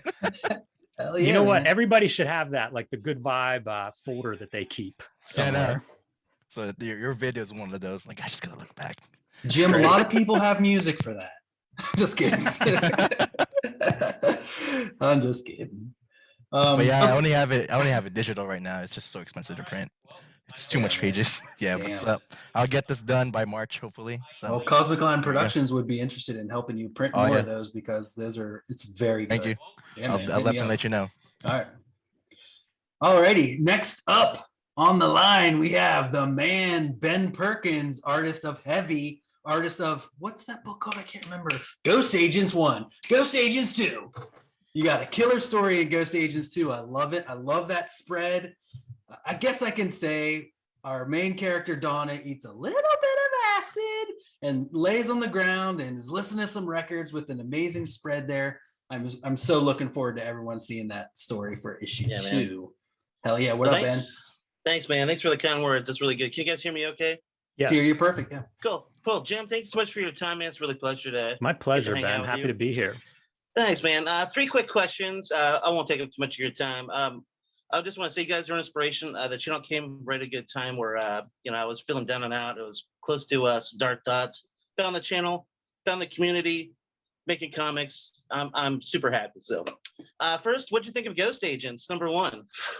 I was very happy with it. I thought it was great. Congratulations to you guys. Looks good. Thanks. Reads good. Perfect. Cool. 2, when are we going to get a artist edition of Jim Rugg work? Where's Scott? Get him on the phone.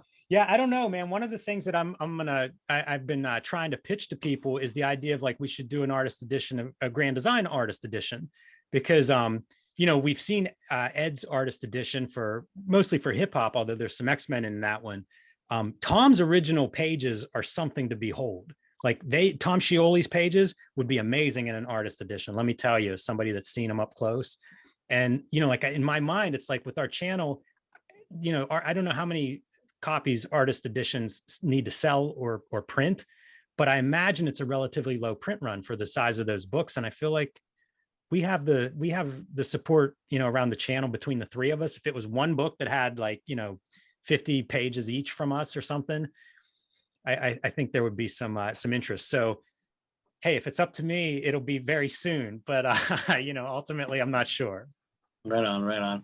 My last question for a bit of self-aggrandizing here. I sent the compound a copy of my book. I wanted to make sure you got it. It's heavy, issue 1. We probably did. And I actually, to be honest, I have 3 boxes of mail that I've got here. I just, my mailing system out here is totally bonkers. We have people stealing mail all the time. So I have to follow up with people to make sure they got their packages. So, but you'll see it's tiny and small, and it's pretty cool. So thanks again for all your time, man. Thanks for being such a great inspiration. Absolutely. And I dig that. What is that a black velvet painting behind you? This is one of mine. It's a black gesso I painted it on. It's my equine protagonist, Heavy. It's actually my arm in the photo. Oh, I don't know if you nice. can tell. That's an awesome painting. I did gallery work for about 5 years. I did 8 foot by 8 foot murals. So that's one of the first ones I did. Very cool. Thanks, man. Appreciate it. Yeah. That's going to go into my good vibes folder. Hell yeah, Ben. Thanks. Yeah, Heavy is awesome. Yeah, I loved it, man. Ben Perkins' eyeball drawing here from G.H.O.S.T Agents 1. Look at that. Walt Simonson, eat your heart out. Right on. Thanks, Rocko. We're plugging this book hard, guys. This is what you have to do. All right, we got the myth, the man, the legend, the Manny. What up, Manny? Hi, Manny. What's going on, guys? Jim, thanks for coming by again, man. Absolutely. My question is, what media outside of comics has influenced you as a creator? Like any novels, like movies, TV shows, anything you consume like that that's like influenced like any other works, maybe even with the whole grand design? Definitely movies. Like I grew up loving movies, video stores. I talk about growing up in like a cultural wasteland in the middle of nowhere. Video stores were, the great cultural influx whenever I was growing up. So movies were a great thing for me growing up, and that's definitely an influence. And I think it's an influence on my storytelling. Like early on, I was just reading interviews with cartoonists and whatever advice they would have. And a lot of them would point to movies. They would talk about cinematography. Like one of my first how-to books was on cinematography. So I'm a fan of like film editing. And I think that is something that I draw from, trying to figure out like panel to panel connections and stuff like that. So definitely movies are a big one. And I'm not as much of a movie fan. I don't watch as many movies now as I did whenever I was a kid, but they certainly, that would probably be the big outside influence. I loved to read growing up, and I would go through different phases of, what I'd be into reading. And I went through like a crime noir phase for several years. Chester Himes, probably one of the standouts in that for me. But a lot of like the crime noir stuff, I think, was probably influential, possibly because of Frank Miller, you know, like seeing that kind of like short sentences and stuff in the comics.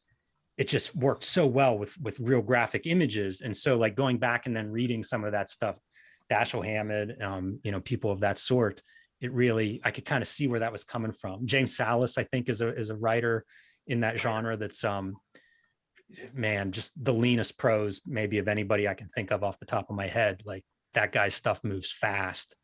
And he actually wrote a biography of Chester Himes that I haven't read it yet, but I'm very curious to check it out. So yeah, I mean, you know, definitely reading is something I'm into and has had some influence, but probably movies would be the big one. Cool. That was it. Thanks so much, Manny. Another person who I feel like you started drawing during the Ringsideology stuff, and I've seen such an improvement throughout every month that you're there. So I'm glad we helped you get started, and you got to keep it going, bud. Becomes something to look forward to. Hell yeah, man. All right, thanks so much, Manny. All righty. Next up, Charles Willeford, another really good crime fiction writer, at least in my house. I like him. Somebody's got to be making a list of all this stuff so we can kayfabe affect it all. All right, next up, the rock star, the one and only Thick Comics publisher, Dr. Ben. It's Thick, right?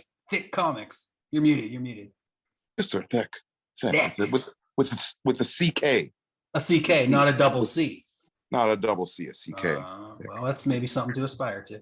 Yeah, no thin comics, no thin story. What up, Doc? What's up, Mr. Rugg? Eli. You know. Should I call you Doc? Is that what you go by? Yeah, that's fine. People do that. Ben, whatever, you know.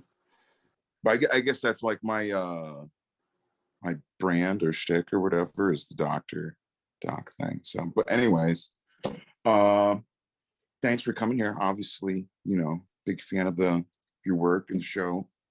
My first question is like, after you read like what you said, like almost like 500 issues of the Hulk, preparing in order to make Grand Design. So what? And I don't mean this in like a spoilers kind of way or anything, but like what did you come across? What did you come away from that with, like in terms of like thinking about the Hulk as like a character that, you know, has gone from just being like in comics to being this huge multimedia personality or whatever, you know, whatever it is now. Like, is there anything you've taken away from that, or are you just like, are you sick of the Hulk now, or like, like? Yeah, I'll tell you this. I'm looking forward to a break from the Hulk. I still have. I'm working on the book right now, the collection. So I'm still pretty thick in it. Like I'm working on, you know, like there's like 40 extra pages that I'm putting together at the moment. It's a good question. You know, it's interesting. Like the universal thing with Hulk, obviously, is it's everybody's fantasy. You know, like everybody gets mad at some point, mad at their boss, mad at their parents, teachers, friends, guy on the road, you know, whoever. And so like the reason Hulk is so popular, I don't think is any secret, because like everybody has lost their temper at some point. You know, it's really easy to fantasize about, you know, the Hulk and his powers at some point, maybe in our darkest moments, but we've all had dark moments. So it fits. You know, like there's been a few revelations. Like one of them is when you think of Marvel and superheroes and comics, like the Hulk is totally different than like every Marvel superhero, you know, like he's a monster in a true sense of the word. And it's pretty interesting. And when Peter David did the Pantheon storyline, it was like, that was when Hulk was the most like a superhero. And it's so uninteresting. It's almost like take this character that's pretty unique across Marvel and DC and try to make him like every other Marvel and DC character. And from a writing standpoint, I can understand it. It's like, you're going to do something different with this character that's been around for 30 years, you know, at that point. It makes total sense to me, but doesn't work for what the character is, because like, you know, he's ostensibly a good guy. He looks sort of like a superhero, but you read those books and he's just terrifying. You know, like I was a fan of monsters as a kid. Whenever I fell in love with the Hulk, I liked him because he was a monster. It's sort of like Godzilla. He's green, he's giant, you know, he's scary. And it makes him a very unique character. And you combine that with sort of the anger piece of it. And I feel like that's your, you know, power fantasy thing, is just like we've all felt, you know, unable to stand up to whatever's irritating us.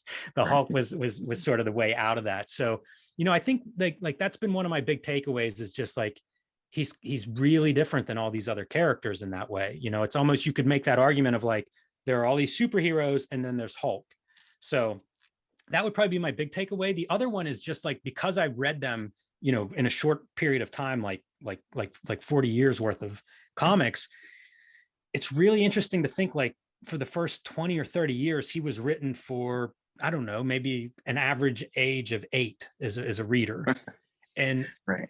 It's strange, you know, like one of my takeaways after I maybe about halfway through the project and after I'd read the series once or twice, I thought like anybody who loves comics, like I would encourage them to find a character and read that whole thing, read the whole, you know, read 500 issues, read 50 years worth, because it was just a really interesting experience to see like how different creators would try to, you know, do something interesting, to see how in the beginning they would cycle, you know, because it's like, oh, okay, that 8-year-old is now 11 and we've got a new group of readers. So it's like, bring back, you know, Abomination, or bring back, you know, Absorbing Man or something. And that's kind of interesting in itself, but it's just neat to see the development. You know, I certainly have a soft spot for probably, well, I mean, honestly, all the way back to the beginning, you know, like I like Kirby and I like Ditko and I like all those early ones, but they get into like kind of that 70s and 80s. And it's such a sweet spot for me in terms of just where comics art was at that time period. So it's kind of neat to see like these different changes as you get into the 90s and paper improves and coloring changes. And, you know, like, I guess what's popular, styles change. And so it's kind of neat to see those things happen, because if you're reading it monthly, that's a glacial speed. But if you're reading 50 years in 2 months, you can see those changes come up. So that's kind of cool. And the Hulk is neat because like for the first 300 issues, he doesn't really change much. Occasionally there might be a little difference. Maybe he stays the Hulk, or he doesn't turn into the Hulk, or the Hulk's smart a little bit or something. But for the most part, it's just the Hulk. You know, it's Monster of the Month Club, which again, I loved it as a kid and kind of loved it for drawing. But around 300, Bill Mantlo brings up some stuff, and then Peter David picks up some of his ideas and runs with them.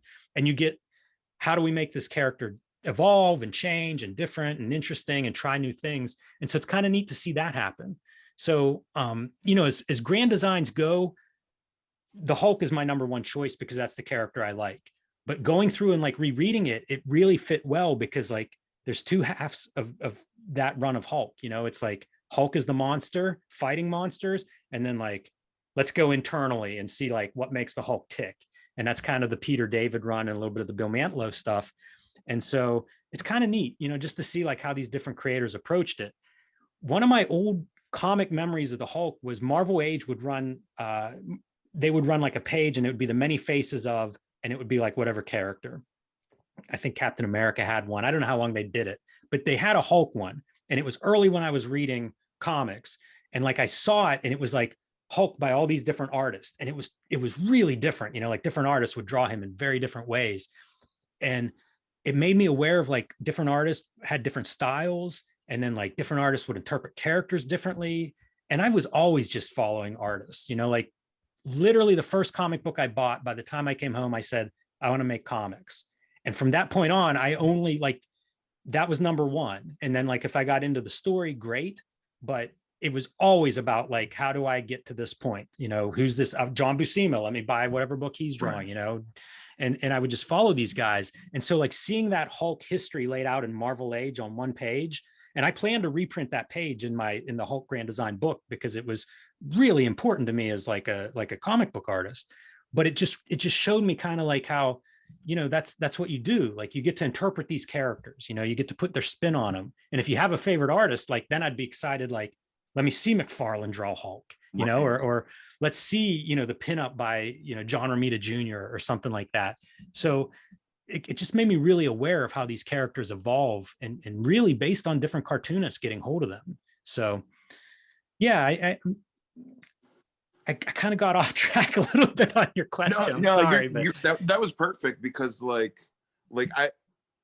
I get into kind of like I kind of like the, you know, like that sort of like I'm gonna just say like that sort of like hippie new age mystic kind of like a lot of the stuff like Grant Morrison talks about and like super gods with like you know, superheroes being sort of like a modern mythology.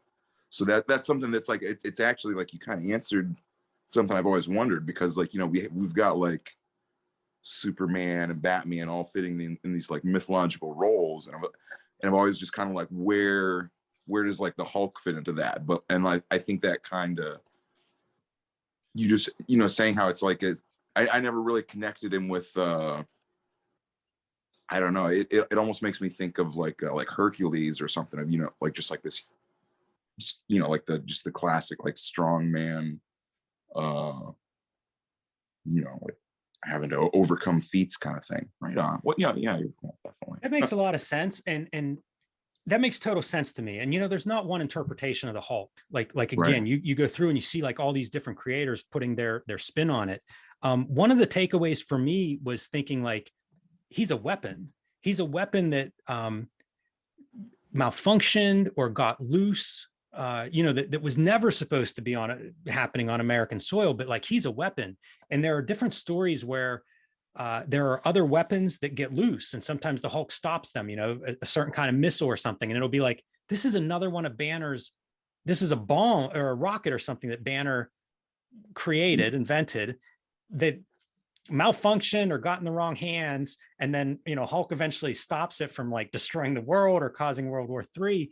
But you realize like Hulk is a weapon, you know, that just got loose or went wrong, or, you know, has gotten out of control. And so I think that's kind of an interesting lens to look at him, you know, because it's easy to compare him to like a natural disaster. I do that at different points, you know, as he destroys a town. I have a newscaster describing the aftermath of like, you know, natural disasters, but in this case, you know, it's the Hulk that did this.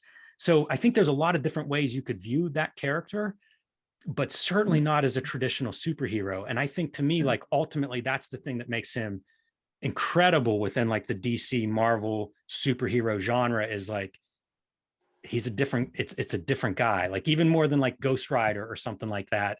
Hulk is like his own thing that just happens to exist in this superhero genre. Yeah. So it makes it fun for me, you know, like to me, he's this very unique character. But you know what? I pulled a couple of cards because your question made me think of this. Like most of my index cards, they are notes based on issues, you know, like as I was reading, I was like, who's he fighting? Who's the artist? Anything that was important or that I thought might be important, I would put on those note cards. But about midway through, I had written these cards that were like feared, alone, misunderstood, torment and torture. Banner wakes up all over without knowing where he is or how he got there. Every time Banner wakes, he has questions of who, what happened, where is he, when is it, why. These were sort of thoughts as I was trying to figure out like, what's the big story? What's the grand design? Like, what's the big story? But it was something that just kept coming up as you like read enough of these comics where it's like, you know, like we fantasize about, imagine being Bruce Wayne and Batman, you know, like the height of human conditioning, and you're rich and you're, you know, all the good looking and stuff. Banner's life is the worst from a practical standpoint. Like it is a nightmare, you know, that existence. And like every time it'd be like blacking out. And when he wakes up, he might've killed 100, he could have killed 1 million people, you know, like it's really this, and he has no way of knowing, you know, if you've ever blacked out drunk or, you know, been sick with a fever where you wake up and you're like, I'm not even sure where I'm at or what happened. Like that's that guy's life all the time.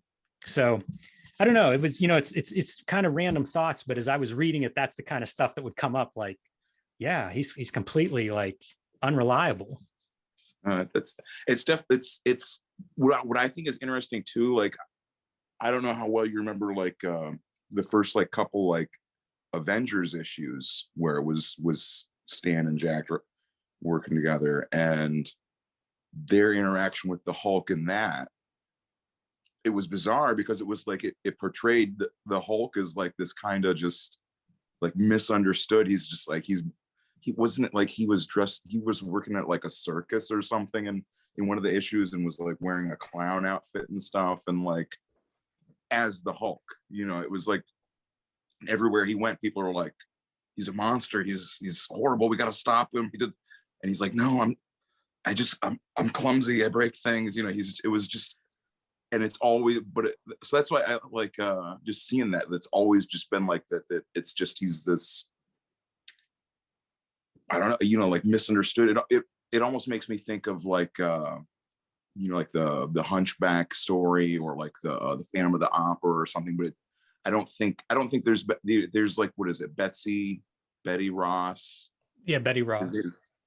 I don't know how much of that has like really been played up. Like I know there was like parts where it was like the romance aspect, but I don't know if that was more just like a Peter David thing that came in later, or if that was always, you know, because I know like the early issues also had that, like, what was his name, like Rick Jones or whatever, that Rick is his friend. Rick yeah. is interesting. Like at different points in there, I thought there should be a Rick Jones, I don't know, book, movie, comic, something that should be the most compelling statement on superheroes. Like Rick Jones's story is absolutely brilliant. And underserved. It'd be hard to actually do a good comic that would be Rick Jones's story, but if Rick Jones was a real person and this was his life, like it's the most fascinating character in a way through that series. And you know, there's probably a world, if we have you know, if we live in a multiverse, there's probably a version of this world where Grand Design is basically Rick Jones's memoirs, because like his story is fascinating. But you know, Jones is a friend of Banner's and the Hulk. And Betty is in there from the beginning, you know, like she and Banner have a relationship pretty much from the beginning. So it's funny though, like the stuff that you're asking about or commenting on, it's all in there. There's Avengers interaction, and it's kind of what you describe, you know, because it is awkward, and their feelings for each other are exposed at one point early on in the Avengers, and Hulk's like, I didn't realize you guys hated me that much, you know. So it's in there. It's yeah, you're spot on with your Hulk insights. Right on. Awesome. Cool. Thank you. You know, that's, again, thank you. You know, stopping by and just the channel. Always, you know, you guys are doing, you know, just a bang up job every day. It's awesome. Thank you. So, thanks so much, Doc. All righty.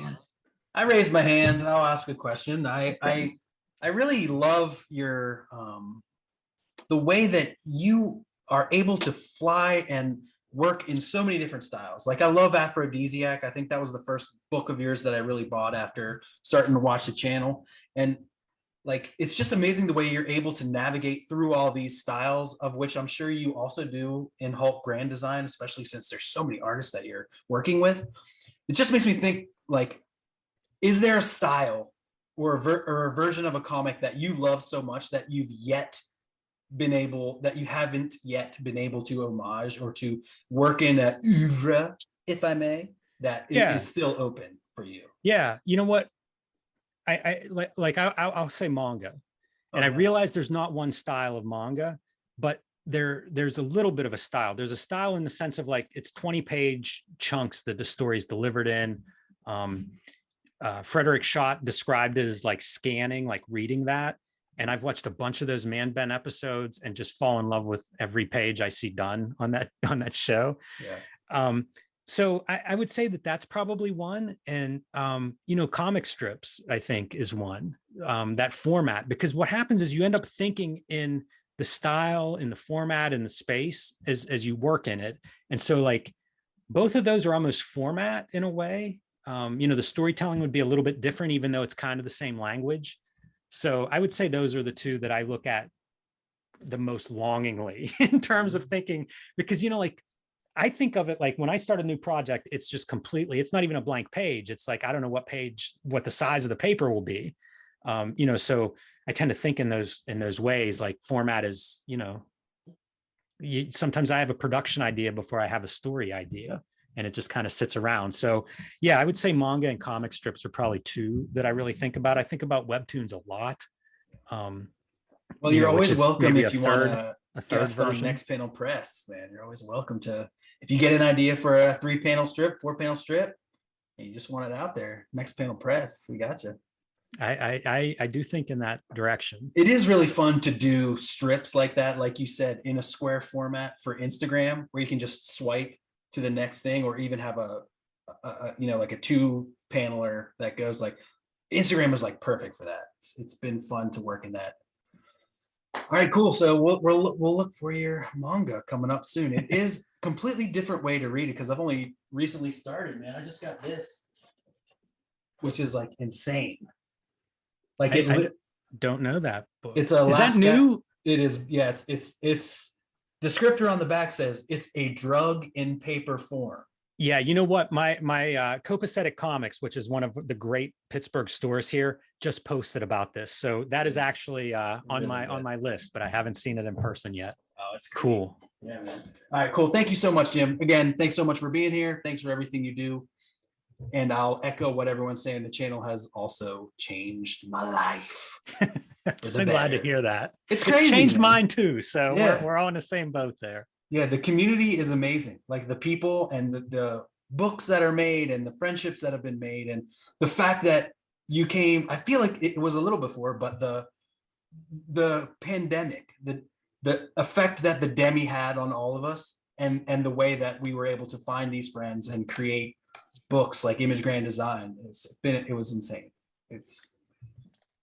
It's like you hesitate to say that there could have been anything that came good out of the pandemic, but this for sure, the friendships, the books, it's been amazing, man. So thanks.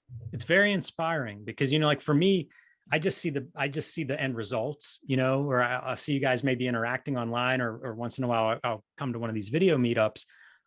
It's amazing to see, and I love seeing those books show up because, like I've said it before, like comics saved my life. I'm not sure what I would do if I hadn't found comics. So it's cool to see other people that are, getting some of that in making their own comics. Like it's been extremely positive for me. So I'm glad to see other people share that. Yeah, it's been amazing. Also, Eli, did you slang term pandemic? Did you say demi? I did say demi. Yeah, dude, I got that you're too hip for school, man. You're too hip. I got that from the Comedy Bang Bang podcast. If you ever listen to that, they always say the demi. All right, cool. Thanks so much. All right, now we got Rocko Jerome. I wonder what he's going to talk about. Just kidding. Love you, dude. Actually, maybe not what you thought. I hope not. I Yeah. mean, okay. Maybe not, Maybe. You never know. I was going to ask, and this is just something that came up in the chat about the possibility of a CK Con, a cartoonist kayfabe convention. Yeah, you guys need to talk to Ed. Ed is very into this idea. I can't get a hold of Ed. It's been sneaking in, as we shoot videos and stuff, it comes up. I think it's still a ways off, but I also think like it's doable, like this is a new world that we live in. I don't think it has to be these old institutions only, like Comic-Con International or something. I think it's possible to have these events where like a bunch of people, we have an overlapping interest and you want to actually hang out and, have these conversations in real time in front of each other. So yeah, I imagine it feels like it's going to happen. So I have no details. I can't tell you when or where or exactly what it would be like, but I can tell you that we get a lot of feedback about it. Like there's definitely a level of enthusiasm for a cartoonist kayfabe convention of some sort. So I don't know, man, stick around. I think you'll be rewarded at some point. I would love a down payment on the Pittsburgh Sheraton. You got to get that ballroom, dude.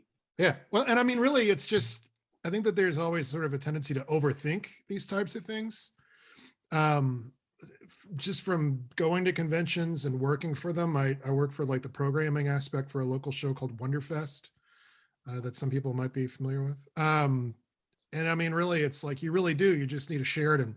You just need some sort of a hotel that you can sort of broker a deal where they'll break off some rooms and sell them at a certain rate, and then have a space where people can congregate, and then a space where you can have people sit and listen to presentations. I mean, Yeah, I think you're really, right. You know, I've certainly done a million conventions, and I've had friends that have organized some, and you know, and I've seen like great conventions that show up and they're around for a few years and go away and stuff. So yeah, there's definitely ways to do it. And I've attended enough conventions that I've enjoyed that it's like, I think you're right. You know, you get a handful of the right people together. It probably isn't, you know, it probably is something that doesn't need to be overthought. You know, we sort of know, you know, bring in Hamlin with some dealer tables, bring in some talented yeah, cartoonists. dealers are definitely a big thing, but you know, the fewer moving parts you have, the better, you know, and that dealer room will pay for it, you know, I mean, yeah, especially with something that you're doing, because I think that there's already, I mean, people that sell comics are already cognizant of the CK effect, the kayfabe effect. That's right. So, I mean, you could even call the con the kayfabe effect con.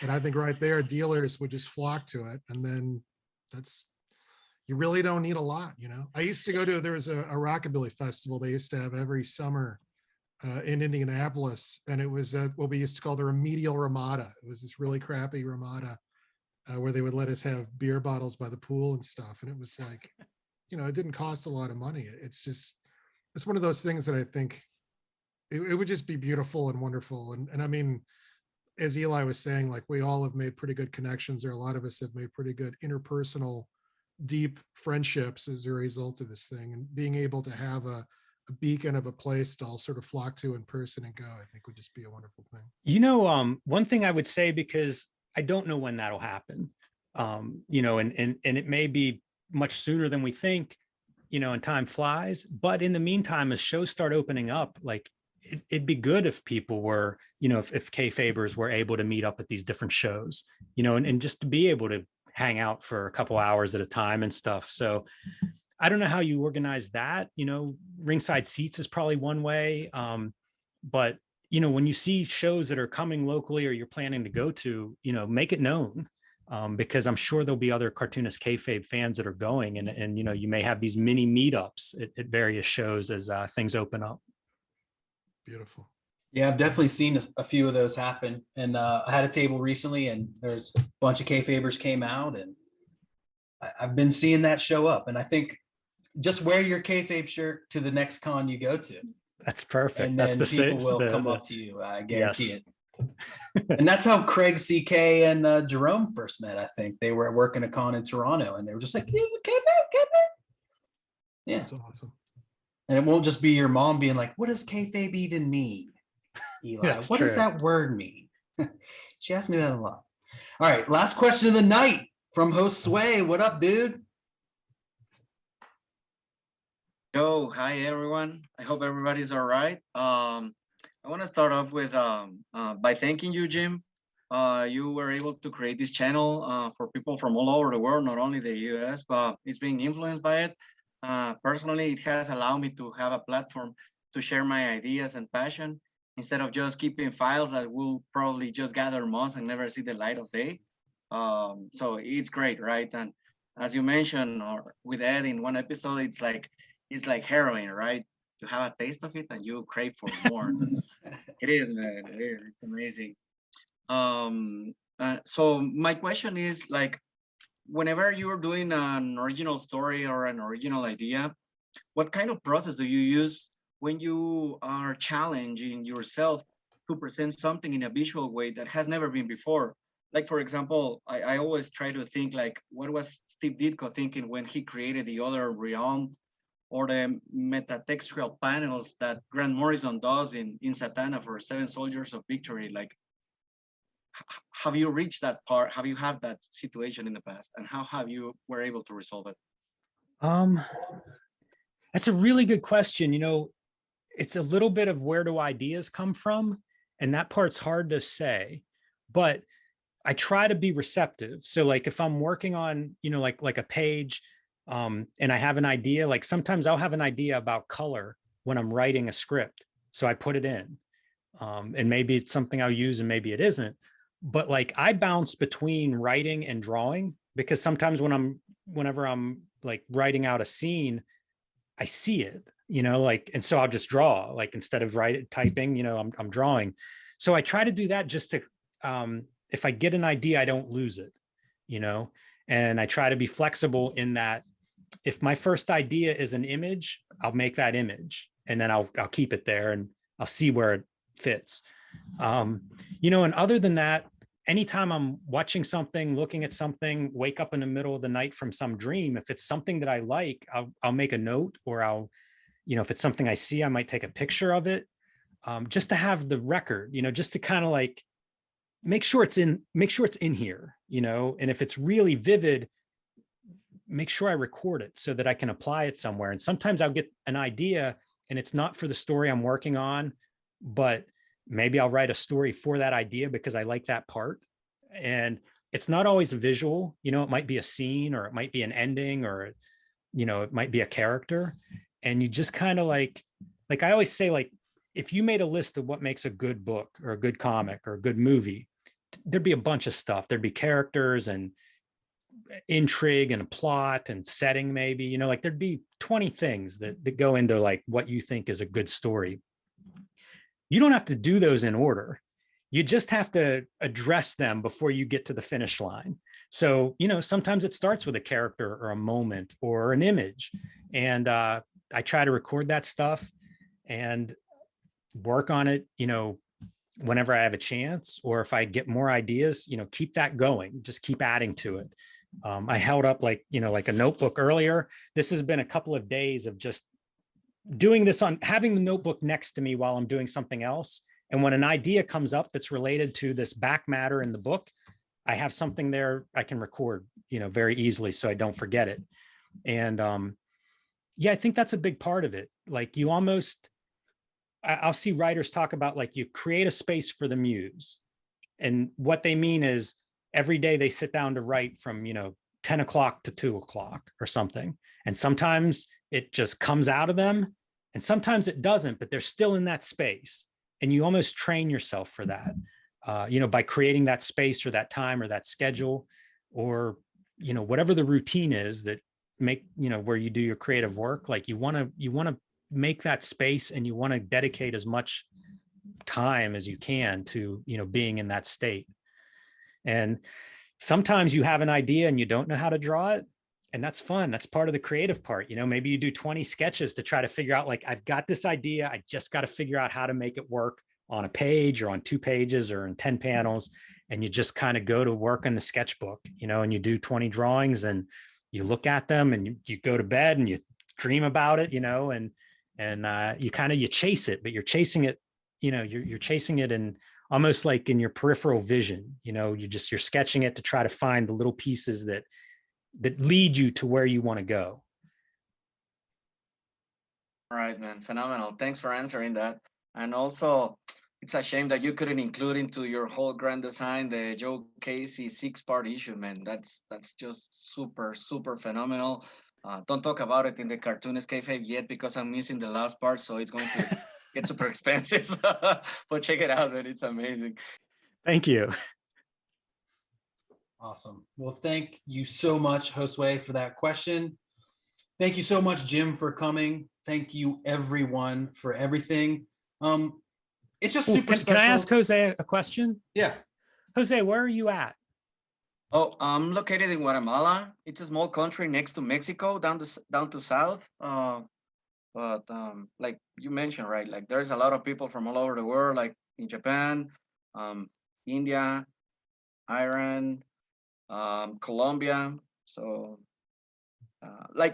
you mentioned that you grew up in a place where like the cultural, it was a wasteland, right? Yes. I don't know, man. Like, imagine something smaller than that. That's my country. Yeah, but still, you see the echoes of whatever you do. It reminds me about that phrase in Gladiator, right? Whatever you do in this life will echo in eternity. That's kind of like what happens with artists that are committed and passionate about what they do, right? Like they can reach out people in other countries that you've never even thought about, right? Yeah, that's true. It's one of the amazing things now with the internet is like you can find other cartoonists everywhere. It's great. Yeah, it's an amazing part of this amazing community that you've created. I just want to thank everyone again for coming. And hey, we're celebrating 1 year of these comic symposiums. Jim, I believe, was the first guest that we had as well. We had Matthew Allison and we had Jim on the very first episode. So it's amazing that you came back. It's huge. I know everyone in here already put Hulk Grand Design on your pull and got your store to reserve copies. Buy a bunch, go out and buy the 25 so that they can get the retailer exclusive. Just buy all 25. Wait, Jim, is it oversized like the other Grand Designs? No, well, it's 48 pages. So it's like 2 comics. Each issue is like 2 comics story wise. And then there'll be an oversized book at some point, hopefully later this year. But yeah, like the other Grand Design, same format as the other Grand Designs. It's awesome. So sick. Any final thoughts, Jim? Thank you guys. I think we've done a few things together, Eli, in these groups, and I really appreciate it. It's always nice to actually see faces. I see so many comments and online interaction, as somebody else mentioned. So it's cool to actually be able to get together and talk like this a little bit. And thank you guys so much for supporting me on Hulk and in the past. It was huge when Octobriana came out. Like, this group was what really drove that. And I think we actually dropped the Kickstarter on one of these. I should have contacted you guys for like the exclusive Hulk announcement in the beginning. But you killed it for me on the Kickstarter, and I really appreciate it. And it's just great to actually check in now and then and be able to just talk like this. So thanks for having me. Thanks for doing this. And thanks for making the work that you guys all do. It's awesome. Yeah, man. You're always welcome. We love doing these things. And, I too love getting everyone together like this. I think it's important to have a opportunity for us to talk as comic book artists, and for the comic book artists to kind of like get out from behind the table. We all know what it's like to kind of be sitting here alone and just drawing and wondering, what everyone else is doing. So I think this is a great time. And sometimes people are at the drawing table right now. They're drawing. I know that's all Rick does when he's on these, and he's making beautiful stuff. Kevin looked like he was doing it. Don does doing it. Hell yeah. So like it's part of the creative process to get with these other people, and it's just amazing. Yes. Lots of thanks in the comments here. Thanks a lot, Shelly Bond, for coming out. I would love to get you on one of these in the future. Thanks. That is somebody for you to talk to, like somebody who can answer some questions. Shelly taught me a lot. Working with her was one of the great early comic educations for me. So yeah, lobby her, Eli. Get her to come on and share some wisdom. All right, I will. All right, thank you all so much. Have a great rest of your night. And don't just read more comics, be more comics. All right, y'all. Have a great rest of your night. Good night, everybody.